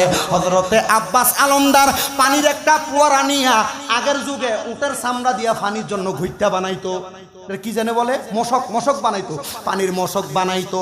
পানির মশকটারে হযরতে আব্বাস আলমদার ওনার বাম কাঁধের মধ্যে লইয়া গোড়ার উপরে উইটা আব্বাস আলমদার পুরাত নদীর পারে চলে গেছে। পুরাত নদীর পারে যখন গেছে, পানির জন্য গেছেন, আব্বাস আলমদার রে কিছু কয় না। এলাকার ভিতরে দেখবেন কোনো পরিবারের লোকে যদি দুশ্মনী থাকে, ওই পরিবারের কিছু ভালো মানুষ থাকে, দুশ্মনী থাকলেও দুশ্মনরা তারে কিছু করে না, কারণ সে ভালো মানুষ। ঠিক আছে না? পুত যদিও দুষ্ট হয়, সন্তানটা বাবাটা খুব ভালো, এ বাফার দিকে চাইয়া ফুতের অনেক অন্যায় এলাকার মানুষ মাফ করে দেয়, কিছু কয় না, থাকলে তার বাপের ইজ্জত যাবো, তে বুঝে না কিন্তু তার বাপ বুঝে, এমন হয় না? আব্বাস আলমদার পানির পাত্র নিয়ে গেছে। আব্বাস আলমদারের পানির পাত্রটারে এমন ভাবে মশকটারে পুরাইছে, মশকটা পুরাইয়া আব্বাস আলমদার পানিটারে গালের মধ্যে ঢালবো। এমন টাইমে আব্বাস আলমদারের চিন্তা হয়েছে, আমি যদি এখন পানিটা পান করি, ওই দিক দিয়ে আহলে বায়াতের তাবুর মধ্যে ইমাম হুসাইন, হযরতে আলী আকবর, হযরত ইমাম হুসাইনের কলিজার টুকরা বউ, ইমাম হুসাইনের বোন ওই জায়গার মধ্যে পড়া রইছে। না রে না, আমি পানি পান করব না, এই পানি আগে নবীর বংশরে খাওয়ামু, এরপরে আমি আব্বাস আলমদার খামু। সুবহানাল্লাহ কোন। মুসলমানে চিন্তা করে, এমন ইসলামের যুদ্ধ হয়েছে, এক ভাইয়ে পানি খাইবো, দূর থেকে একজন চিৎকারি মারছে পানি বইলা, এ পানি নিয়ে ওই ভাইয়ের কাছে গেছে, পানিটা গালে ডালবো, এমন টাইমে আরেকজন চিৎকার মারছে পানির জন্য। এ ভাই মৃত্যু সজ্জায় ডাক দিয়া কয়, যিনি ডাক দিছে হয়তো তিনি আমার চাইতে বেশি পিপাসার্থ, তারে নিয়ে খাওয়াও, ওনারে পানি দিব। এমন ভাবে উনিও বলে, আরেকজন পানি বলে চিৎকার মারছে, মনে হয় আমার ওই ভাইটা পানির পিপাসার্থ, তারে নিয়ে খাওয়া, হয়তো সেও পানির পিপাসার্থ। হায় রে, 7 জন এমন ভাবে দিতে দিতে গেছে, আমার প্রথম জন পানি কয়ে একটা চিৎকার মারছে, 7ম নাম্বার ব্যক্তি কয় মনে হয় তিনি আমার চাইতে বেশি পিপাসার্থ, তারে নিয়ে খাওয়াও। ওই জায়গার মধ্য থেকে দৌড়ে আস্তে আস্তে আইসা দেখে প্রথম ব্যক্তি শাহাদাত বরণ করছে, দ্বিতীয় ব্যক্তির কাছে যায় দেখে দ্বিতীয় ব্যক্তি শাহাদাত বরণ করছে, তৃতীয় ব্যক্তির কাছে যায় দেখে তৃতীয় ব্যক্তি শাহাদাত বরণ করছে। মারামারির নাম ইসলাম না, কাটাকাটির নাম ইসলাম না, দ্বন্দ্বের নাম ইসলাম না। এক মুসলমান ভাই আরেক মুসলমানের লাইগা তার জীবন কর্মটারে সহজ করে দেওয়ার নাম হলো ইসলাম। কথা কন্যা ঠিক কিনারে বাবা? কিন্তু বর্তমান সমাজে মুসলমানে মারামারি, মুসলমানে দ্বন্দ্ব, মুসলমানে কাটাকাটি। আমার নবী কয়, মুসলমানে যতদিন দ্বন্দ্ব শুরু হবে না, মনে করবা কিয়ামত হবে না। যখনই দেখবা মুসলমানে দ্বন্দ্ব, মনে করবা কিয়ামত বেশি দূরে নাই। নবী গো, আমরা কি কিয়ামতের সম্মুখীন হয়ে গেছি? আমার নবী কয়, কিয়ামতের পূর্বে কিয়ামতের বড় বড় 10টা আলামত হইব, কিয়ামতের ছোট ছোট 70টা আলামত হইব। কিয়ামতের ছোট ছোট 70টা আলামতের সব আলামত শেষ হইয়া গেছে, বড় বড় 10টা আলামতের 7টা আলামত শেষ হইয়া গেছে, আর 3টা আলামত বাকি আছে। ওই 3টা আলামত যদি হইয়া যায়, ইমাম মাহাদি আগমন করলে, দাজ্জাল আগমন করলে, বাইটটা কিছু লোক পূর্ব দিক থেকে আগমন কইরা, যেদিন শুনবা কাবা ভাঙত গেছে, আল্লাহর কসম কিয়ামত হইয়া যাইব, কিয়ামত হইয়া যাইব, কিয়ামত হইয়া যাইব। ঈসা নবী আমরা নবীর উম্মতে আগমন করব, মুসলমানের মাঝে দ্বন্দ্ব তৈরি হইয়া যাইব। দাজ্জাল এক হাতে জান্নাত, আরেক হাতে জাহান্নাম লইয়া সামনে দাঁড়াইব। জান্নাতের লোক কইরা দাজ্জালের কাছে বায়াত যখন করবা, আল্লাহর কসম বেঈমান হইয়া যাইবা, বেঈমান হইয়া যাইবা। আমার নবী কয়, কিয়ামতের আগে একটা আগুনের কয়লারে, জ্বলন্ত কয়লারে হাতের মধ্যে রাত খাওয়া বড় সহজ হইব, কিন্তু ইমানদারে রাখা তার চাইতে বড় কঠিন হইব। আমরা ইমান আছে না গেছে, এটার গ্যারান্টি আমরা দিতাম পারি না, কারণ আমরা হারাম খাই, আমরা সুদের খানা খাই, আমরা ঘুষের টাকা খাই, আমরা পরের হক মাইরা খাই, আমরা মিছা কথা কইয়া খাই। যার ঘরে খানা খাই, এটা হালাল না হারাম আমরা চিন্তা করি না। আল্লাহর দোহাই রে, মুসলমান হইয়া ইমানদার হইয়া বাঁচতে কইলে আমরা জানতে চাই হালাল হারাম বাচ্চা মুসলমানে মিল্লা চলার দরকার আছে না নাই? তাকে দেখো আমার ফিলিস্তিনের মুসলমান ভাইয়ারা, তারা কেমন ভাবে জর্জরিত, গাজার মুসলমানরা কেমন ভাবে জর্জরিত।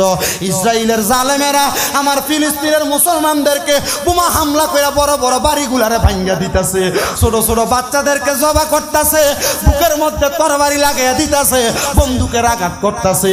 ওই ইসরায়েল বাহিনীদের পূর্ণ কোকা-কোলা তোমরা খাও, ইসরায়েল বাহিনীর পূর্ণ স্প্রাইট তোমরা খাও, ইসরায়েল বাহিনীর পূর্ণ মেরিন্ডা তোমরা খাও, ইসরায়েল বাহিনীর পূর্ণরে বয়কট করো না। আল্লাহর কসম মুসলমান, তোমার কাছে মালগুলা বেচা ওই ইসরায়েল বাহিনী বোমা কিনা তোমার মুসলমান বাইরে বোমা মাইরা মারতাছে, আল্লাহর কাছে জবাব দিতে পারবা না। এবার আপনারা বলেন, আমরা মুসলমান হইয়া ইসরায়েলের সকল পণ্য বয়কট করার দরকার আছে না নাই? মুসলমান হইয়া মুসলমান ভাইদের জন্য সব সময় দোয়া করার দরকার আছে না নাই? বন্ধুরে, ও নবীর উম্মতের দলেরা, আকীদার দ্বন্দ্বের কারণে, মাসালার দ্বন্দ্বের কারণে আমি সুন্নি, তুমি কওমি, তুমি জামাতি, তুমি আলে হাদিস, তুমি তোমার দল লইয়া থাকবা। আল্লাহর কসম, আল্লাহর কোরআনের উপর যখন আঘাত আসবে, আল্লাহর নবীর ইজ্জতের উপর যখন আঘাত আসবে, কোরআনের আইনের উপর যখন আঘাত আসবে, সুন্নি বুঝবা না, কওমি বুঝবা না, জামাতি বুঝবা না, একটা দল হইয়া মুসলমানের কোরআনকে, ইসলামকে বাঁচাইবার জন্য সব মুসলমান এক হওয়ার দরকার আছে না না?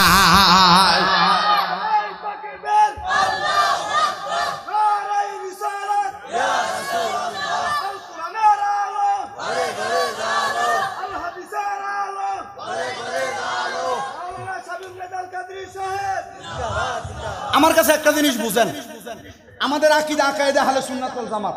আমি ঘরে যাওনি ইউসুফ ভাইয়ের আব্বা কো, বাবা সুন্নি ওহাবি এডিলে কিছু কইেন না।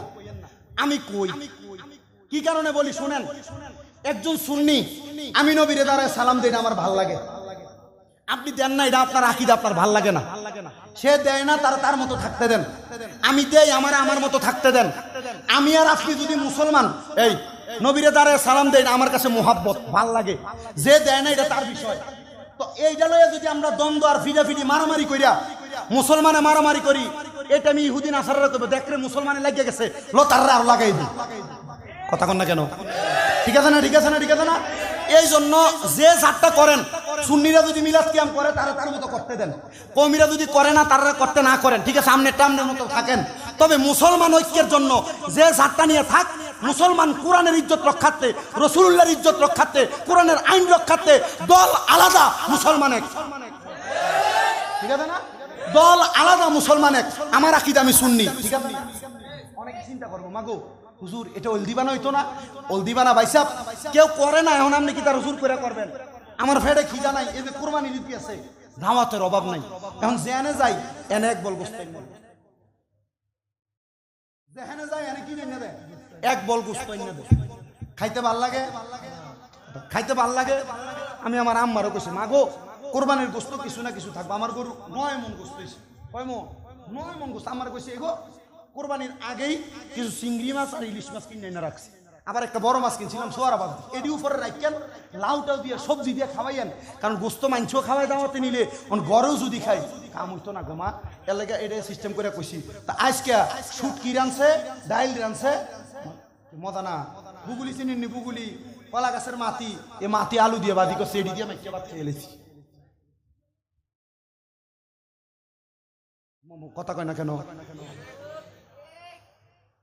কথা কোন জায়গায় ছিলাম? মুসলমানে মারামারি কথা কয় না, করা যাবে নি। তুমি মিলাদ কিয়াম করো, এটা তোমার বিষয়, আমি করি, এটা আমার বিষয়। যে করে না তার বিষয়, যে করে না সে তার মতো থাকবো, কিন্তু সে আমার বেদাতি কইতে পারতো না। তুমি তারে কিছু করার দরকার নাই, কারণ মুসলমানের অবস্থা খারাপের দিকে যাইতে বেশি দিন নাই। কথা কন না কেন? খারাপের দিকে আছে না? মুসলমানের অবস্থা খারাপের দিকে যাইতেছে। আচ্ছা ভাই সাহেব, আমরা পশ্চিমে কোন দেশ? আমরা চাবার কথা গেছে দেড় বেড়া একটা কইছিলেন যে কেটা জানি তোরও দেম একটা কান বেড়ে। আমরা পশ্চিমে লগের দেশ কোন দেশ? মাশাআল্লাহ। আমরা উত্তরে কোন দেশ? পূর্বে কোন দেশ? দক্ষিণে বঙ্গোপসাগর। এই বেটা তুই আর নেপাল সিনাস মিয়ানমার। মিয়ানমার হইছে আমরা পূর্ব দক্ষিণ কর্নারে বুঝা চলেছি না, এক কোনা দিয়ে যেটি বাস করে, মানে টেকনাফ শাহপুরীর দ্বীপ। আমি ঈদের পরপর, রোজার ঈদের পরপর গেছি, এনে পাগলার লগে দেখা হয়েছে আব্দুল গনি, এর বাদ মাহফিলে নিছে। নেওয়ার পরে আপনার তো 60,000 টাকা হাদিয়া দিছে, দিয়া 2 বস্তা শুটকি দিছে, অনখাই দেখতেছি আর একবারে কালা, কিন্তু তার মনটা 100% ফ্রেশ। আব্দুল গনি নাম। ওই এলাকার মানুষগুলোই মনে হয় ভালো। আর যে পরিমাণ মাছ দিয়ে খাবার খাওয়াইছে, আলহামদুলিল্লাহ। দোয়া করবেন তাদের জন্য, আল্লাহ যেন তাদের ব্যবসা বাণিজ্য বরকত দেয়। খুব সরল মনের মানুষ। বলে হুজুর আপনি দিছে দেখে নেই না, আসলেই সরল মনের মানুষ, অনেক সরল মনের। আমি দোয়া করি আল্লাহ তাআলা যেন তাদের প্রত্যেককে কবুল করে। বলে হুজুর আমরা মাঝে মাঝে নদীতে 16 দিন 15 দিনের জন্য চলে যাই, আমরা যাবো দেখে নদীর বড় বড় মাছ এনে রাখছে। আমি মাছ খাইছি, কিন্তু এত মজার মাছ কোনোদিন খাই নাই। আমার খাওয়াইছে সাগরের মাছ, তো মজার মাছ।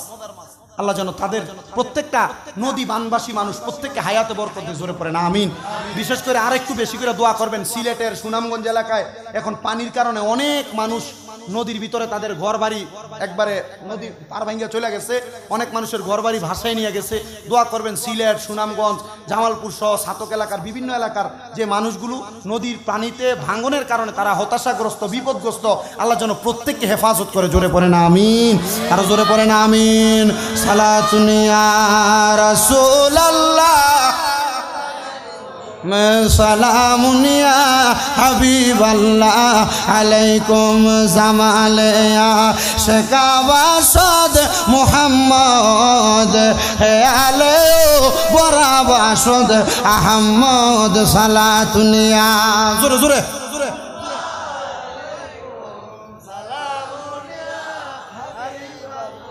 তো ফানির কথা বলতেছিলাম, মুসলমানের জন্য ফানি নিয়ে যাবে। আব্বাস আলমদার কয়ে ফানিটা মুখের সামনে নিছি, এমন টাইমে আমার মনে হয়ে গেছে হায় রে, নবীর নাতি ইমাম হুসাইন তো এখনো তাবুতে বাকি আছে, পানি খায় নাই। আব্বাস আলমদার কয়ে পানিটা ফুরাইয়া পানির মশক্কারে আমি আমার বাম কাদের মধ্যে লইছি। আল্লাহর কসম, যখন পানিটা নিয়ে যাব আমি খাওয়ার আগ পর্যন্ত এই দিদের দলেরা আমারে বাধা দেয় নাই, কিন্তু পানিটা নিয়ে যখন রওনা করছে এই দিদরা আমারে বাধা দিছে। আমি চিন্তা করলাম এই দিদরা কেন আমারে বাধা দিছে জানোনি? কারণ আমি পানিটা নিয়ে নবীর বংশরে খাওয়ামু।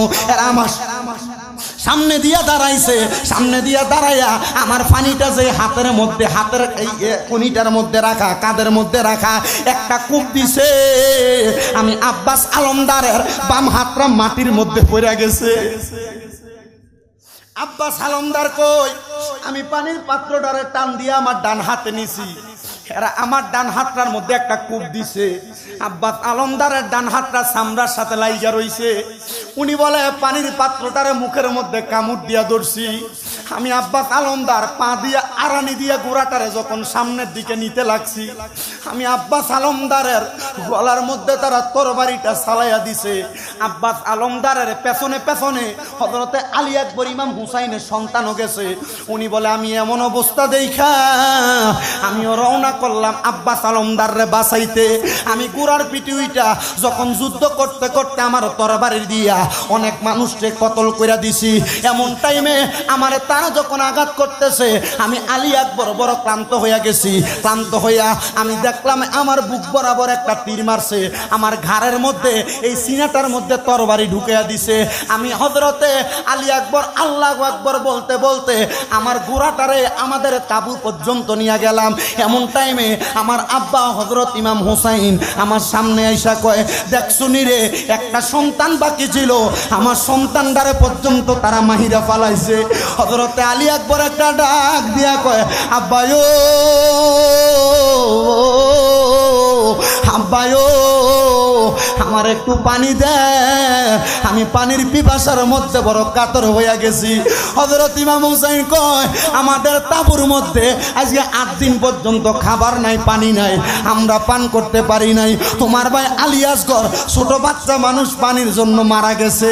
হে আলী আকবর পানি নাই, পানি নাই, দুনিয়ার পানির আশা কইরো না, তোমার জন্য আমার নানা মুহাম্মদুর রাসূলুল্লাহ সাল্লাল্লাহু আলাইহি ওয়াসাল্লাম রওজা মুবারকের মধ্যে হাউজে কাউসারের পানি লইয়া দাঁড়ায়া রইছে। জোরে কোন সুবহানাল্লাহ। কাউসারের মালিক গো নবী, কাউসার ফিলাইবা বলে কাউসারের মালিক গো নবী, কাউসার ফিলাইবা পাপী উম্মত উদ্ধারিতে গো ও নবী, সাজাতে পরিবা গো নবীজি, নবী তুমি নবী উলাম্বিয়া, বন্ধুরে 9 মুহররম চলে গেছে, 10 মুহররম আগমন করবে বৃহস্পতিবার দিবাগত রাত্রে শেষ বয়ান। 10 মুহররম আগমন করবে হযরত ইমাম হুসাইন রাদিয়াল্লাহু তাআলা আনহু ওনার কলিজার টুকরা স্ত্রী হযরতে সাহারা বানুরে নিয়া ঘরের মধ্যে তাঁবুর মধ্যে হযরত ইমাম হুসাইন ওনার স্ত্রীর রান মুবারকের মধ্যে মাথাটা রাইখে একটু মাথাটা রাইখে শুইছে। এটা আল্লাহর নবীর সুন্নত। এমনভাবে স্ত্রীর সঙ্গে যদি আপনি সুন্দর মুহূর্ত কাটান আল্লাহ খুশি হয়, নবী খুশি হয়। হযরত ইমাম হুসাইন যখন মাথাটা রাইখা উনি কোরআন তেলাওয়াত করতেছে, করতে করতে ইমাম হুসাইন যখন ঘুমায়া গেছে, ইমাম হুসাইন হঠাৎ করে ঘুম থেকে লাফ দিয়ে উঠছে।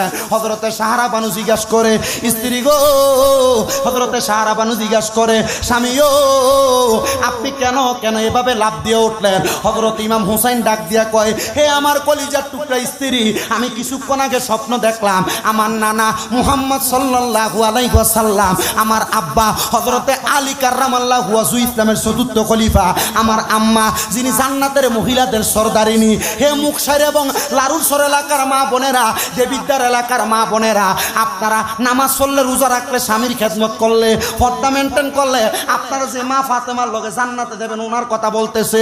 হযরত ইমাম হুসাইন কয়, আমি স্বপ্ন দেখলাম আমার নবী, আমার আব্বা, আমার আম্মা জান, আমার বড় ভাই ইমাম হাসান, তারা 4 জনে 4টা কর্নারের মধ্যে বসা, তাদের সামনে একটা খাবারের থালা রাখা, ওই খাবারের মধ্যে রং বেরঙের সুন্দর খানা দেখা যায়। আমি আমার বড় ভাইরে জিজ্ঞাসা করলাম, ভাই ও ভাই, এই খাবার কেন আপনারা খাইতেছেন না? সুবহানাল্লাহ কন্যা বাবা, জান্নাতি খাবার কেন আপনারা খাইতেছেন না? আমার বড় ভাই ডাক দিয়া কয়, ভাইজান এই খাবারের মালিক তো আমরা 4 জন না, খাবারের মালিক হইল 5 জন। সুবহানাল্লাহ, এই খাবারের মালিক হইল 5 জন। বলে আরেকজনকে? বলে আরেকজন হইলেন আপনি ইমাম হুসাইন, আপনি আসার আগ পর্যন্ত খাবার আমরা মুখে দিব না। ভাইজান আপনি কেন আমার অপেক্ষা করেন, আপনারা খান না? বলে আমার আল্লাহর আইন হইল 5 জন মালিক আইলে এই খাবারটা ভাগ করা যাবে। ও ভাই, কিছুক্ষণ পরে আপনি আমাদের কাছে আগমন করবেন, তারপরে আমরা খাবারটা খাবো। এই কথা বইলা হযরতে আলী, হযরত ইমাম হুসাইন আর ঘুমায় না। ইমাম হুসাইন ওনার স্ত্রীর ডাক দিয়া কয়, হে সাহারা বানু, এখন তুমি একটু ঘুমাও। সাহারা বানু যখন 9 তারিখ 9 মুহররম দিবাগত রাত্রে ঘুমাইছে, উনি আবার স্বপ্ন দেখলেন। উনি হঠাৎ করে স্বপ্ন দেখা ঘুম থেকে লাফ দিয়ে উঠা ডাক দিয়া কয়, স্বামী ইমাম হুসাইন, শুনেন গো শুনেন, আমার আব্বা, আমার কলিজার টুকরা স্বামী, আমি একটু আগে স্বপ্ন দেখলাম। কি দেখছেন? আমি দেখছি সাদা রঙের একটা কাপড় পরা একটা মহিলা, চুলগুলা এলোমেলো, কারবালার ময়দানের মধ্যে হাঁটতেছে। হাইটা হাইটা, কারবালার ময়দান তো মরুভূমি, মরুভূমির মধ্য থেকে ফাঁতর টোকায়া টোকায়া দূরে সরাইতেছে। আমি জিজ্ঞাসা করলাম, কে গো আপনি? উনি আমারে বলতেছে, আমি হইলাম নবী নন্দিনী, আমার নাম হলো হযরতে ফাতেমা। আরে খাতুনে জান নাতে মা গো ফাতেমা আমার, এ বিশ্ব জগতে মাগো করিলেন উজাড়। বলে এ বিশ্ব জগতে মাগো করি, আরে বলেন খাতুন জান নাত মাগো ফাতেমা আমার, এ বিশ্ব জগতে মাগো করিলেন উজাড়, এ বিশ্ব জগতে মাগো করিলেন উজাড়। ডাক দিয়া কয়, ও মা ফাতেমা, আপনি কেন কারবালার ময়দান পরিষ্কার করেন? উনি ডাক দিয়া কয়, ও সাহারা বানু, আমার কলিজার টুকরা সন্তান হযরতে ইমাম হুসাইন রাদিয়াল্লাহু তাআলা আনহুকে আগামীকালকে ঈদের দলেরা এই জায়গার মধ্যে শুয়ায়া শাহাদাত বরণ করে দিব। আমার হুসাইনের পিঠ মুবারকের মধ্যে যদি এই পাথরগুলা লাগে, যে হুসাইনের শরীর মুবারকে কোনোদিন একটা মশা মাছি পর্যন্ত বসে নাই, আমার নবী সকাল সন্ধ্যা চুমু খাইছে, ওই হুসাইন যদি পিঠের মধ্যে পাথরের আঘাত পাইয়া একবার নানা কয়া চিল্লানি মারে, আমার নবী মুহাম্মাদুর রাসূলুল্লাহ রওজা মুবারকে থাকবে না, হুসাইনের কাছে চলে আসবে। এই জন্য আমি ফাতেমা কারবালার ময়দান পরিষ্কার করি। আমি জানতে চাই যে হযরত ইমাম হুসাইন নবীর উম্মতদেরকে বাঁচাইবার জন্য কারবালার ময়দানে শহীদ হয়ে গেছে। ওই হযরতে ইমাম হুসাইনরে ভালোবাসা সামনে যে মুহররম মাস আসতেছে, ওই মুহররম মাসে নবীর বংশদেরকে স্মরণ করার দরকার আছে না নাই? আল্লাহ তাআলা এদেরকে বেশি বেশি স্মরণ করার তৌফিক দান করুক। সবাই জবান খুলে উচ্চ কণ্ঠে জোরে পড়েন না আল্লাহুম্মা আমিন। اللهم آمين. الحمد لله رب العالمين. الصلاة والسلام على رسوله الكريم. ربنا ظلمنا أنفسنا وإن لم تغفر لنا وترحمنا لنكونن من الخاسرين. या इलाही रहम फरमा मुस्तफ़ा की वास्ते खोले दे दरवाज़ाए रहमत गदा की वास्ते मबूदो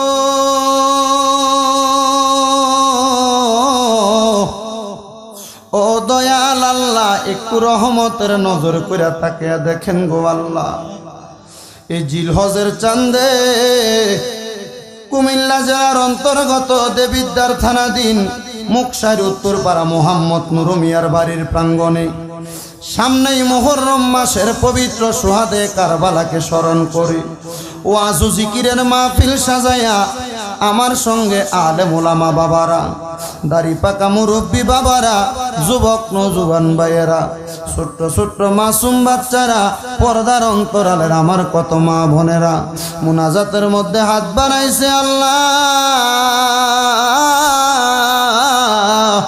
যাদের হাতটা তোমার কাছে মায়া লাগে, পছন্দ হয় রে আল্লাহ, ওই হাতের উসিলায় আমরার জীবনের গুনাহ মাফ করে দাও আল্লাহ।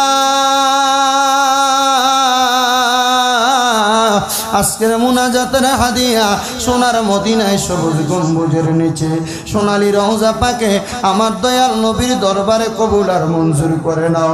সকল নবী রাসূল সাহাবায়ে কেরাম তাবিন তবে তাবিন খুলাফায়ে রাশিদিন সলফে সালেহিন নুজবানু কাবা আব্দুল্লাহ খিয়ার দরবার, বিশেষ করে আমার গাউসে পাকের দরবারে, আলা হযরতের দরবারে, খাজা গরিবে নওয়াজের দরবার, বাহাউদ্দিন নকশবন্দি মুজাদ্দিদ আল-ফেসানির দরবার সহ সকল তরিকতের ইমাম মাযহাবের ইমামদের দরবারে কবুল আর মঞ্জুর করে নাও আল্লাহ। বিশেষ করে সারা পৃথিবীর আনাসে কানাসে যত ইমানদার মুসলমান নরনারী পীর মুর্শিদ আউলিয়াগণ শুয়ে আছে, প্রত্যেকের আরো পাকে আজকের মুনাজাতের হাদিয়া তুমি কবুল আর মঞ্জুর করে নাও আল্লাহ। আজকের মুনাজাতে কে জানি হাত বাড়াইছে, কার জানি জগতের মধ্যে বাবা নাই, যেই বাবা রিক্সা চালাইয়া মাটি কাইটা মাথার গাম পায়ে ফালাইয়া পরের বাড়িতে বদলার কাজ করে সন্তানরে মানুষের মতো মানুষ করার জন্য আব্বা এত কষ্ট করছে, আজকে যার এমন আব্বা জান অন্ধকার কবরে রে আল্লাহ, আব্বার কবর তুমি আল্লাহ জান্নাতের বাগান বানিয়ে দাও। মনিব অনেক সন্তানের আঘাত বাড়াইছে, যেই সন্তানদের জগতের মধ্যে মা নাই, যেই মা 10 মাস 10 দিন গর্ভে ধারণ কইরা সন্তানের প্রসব বেদনা সহ্য করতে মার বড় কষ্ট হয়েছে আল্লাহ। যাদের এমন মা দুঃখিনী অন্ধকার কবরে রে আল্লাহ, আমার কবর তুমি আল্লাহ জান্নাতের বাগান বানিয়ে দাও। মুনিব কত এতিমেরা হাত বাড়াইছে, মাও নাই বাবাও নাই, জনমের এতিম রে আল্লাহ। যে এতিমেরা মা বাবা হারাইয়া আল্লাহ তোমার দরবারে রুনাজারি করে কান্দে, আমার নবী না বলেছে কোন সন্তান যদি মা মারা যাওয়ার পরে, বাবা মারা যাওয়ার পরে রব্বির হামহুমা কামা রব্বায়ানি সগীরা বইলা কান্দে, আল্লাহ তুমি নাকি পানিটা মাটিতে পড়ার আগে তার মা বাবার জীবনের গুনাহ মাফ করে দাও আল্লাহ। যাদের এমন মা বাবা কবরে, আম্মায় আব্বার কবর তুমি আল্লাহ জান্নাতের বাগান বানিয়ে দাও আল্লাহ। যাদের মা বাবা বেঁচে আছে হায়াতের মধ্যে বরকত দান করে দাও, আম্মা আব্বার খেদমত করার তৌফিক দান করে দাও ও আল্লাহ। বিশেষ করে এই এলাকার যত মানুষ ব্যবসা বাণিজ্য কাজকর্ম করে, প্রত্যেকের ব্যবসা বাণিজ্য কাজে কর্মে পড়ালেখার মধ্যে বিদ্যা বুদ্ধি বাড়িয়ে দাও। আমার অনেক প্রবাসী ভাইয়েরা বিদেশ থেকে দোয়া চাই। আল্লাহ আমার প্রত্যেক প্রবাসী ভাইদেরকে তুমি কবুল আর মঞ্জুর করে নাও।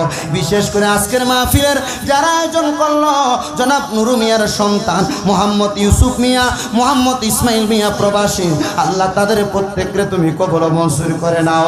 আমার সুমন ভাই দুবাই থেকে দোয়া চেয়েছে, 1900 এলাকার যত প্রবাসীরা বিদেশ থেকে দোয়া চায়, ইউসুফ ভাইয়ের বন্ধু বান্ধব প্রত্যেককে তুমি কবুল আর মঞ্জুর করে নাও।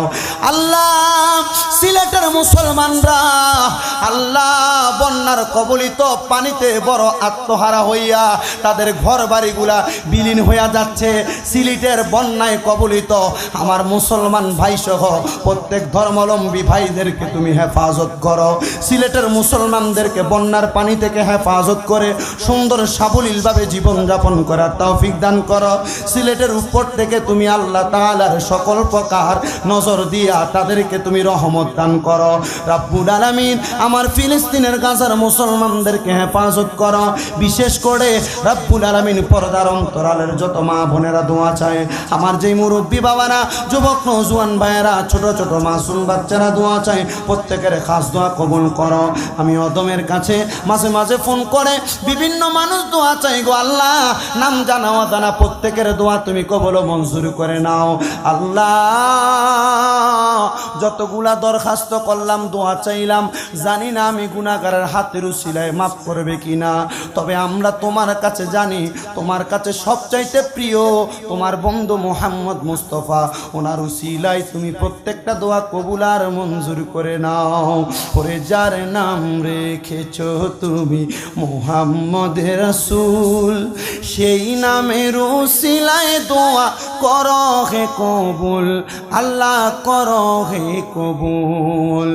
যার নাম রেখেছো তুমি মুহাম্মদ রাসূল, সেই নামের উসিলায় দোয়া করো হে কবুল, আল্লাহ করো হে কবুল। আল্লাহ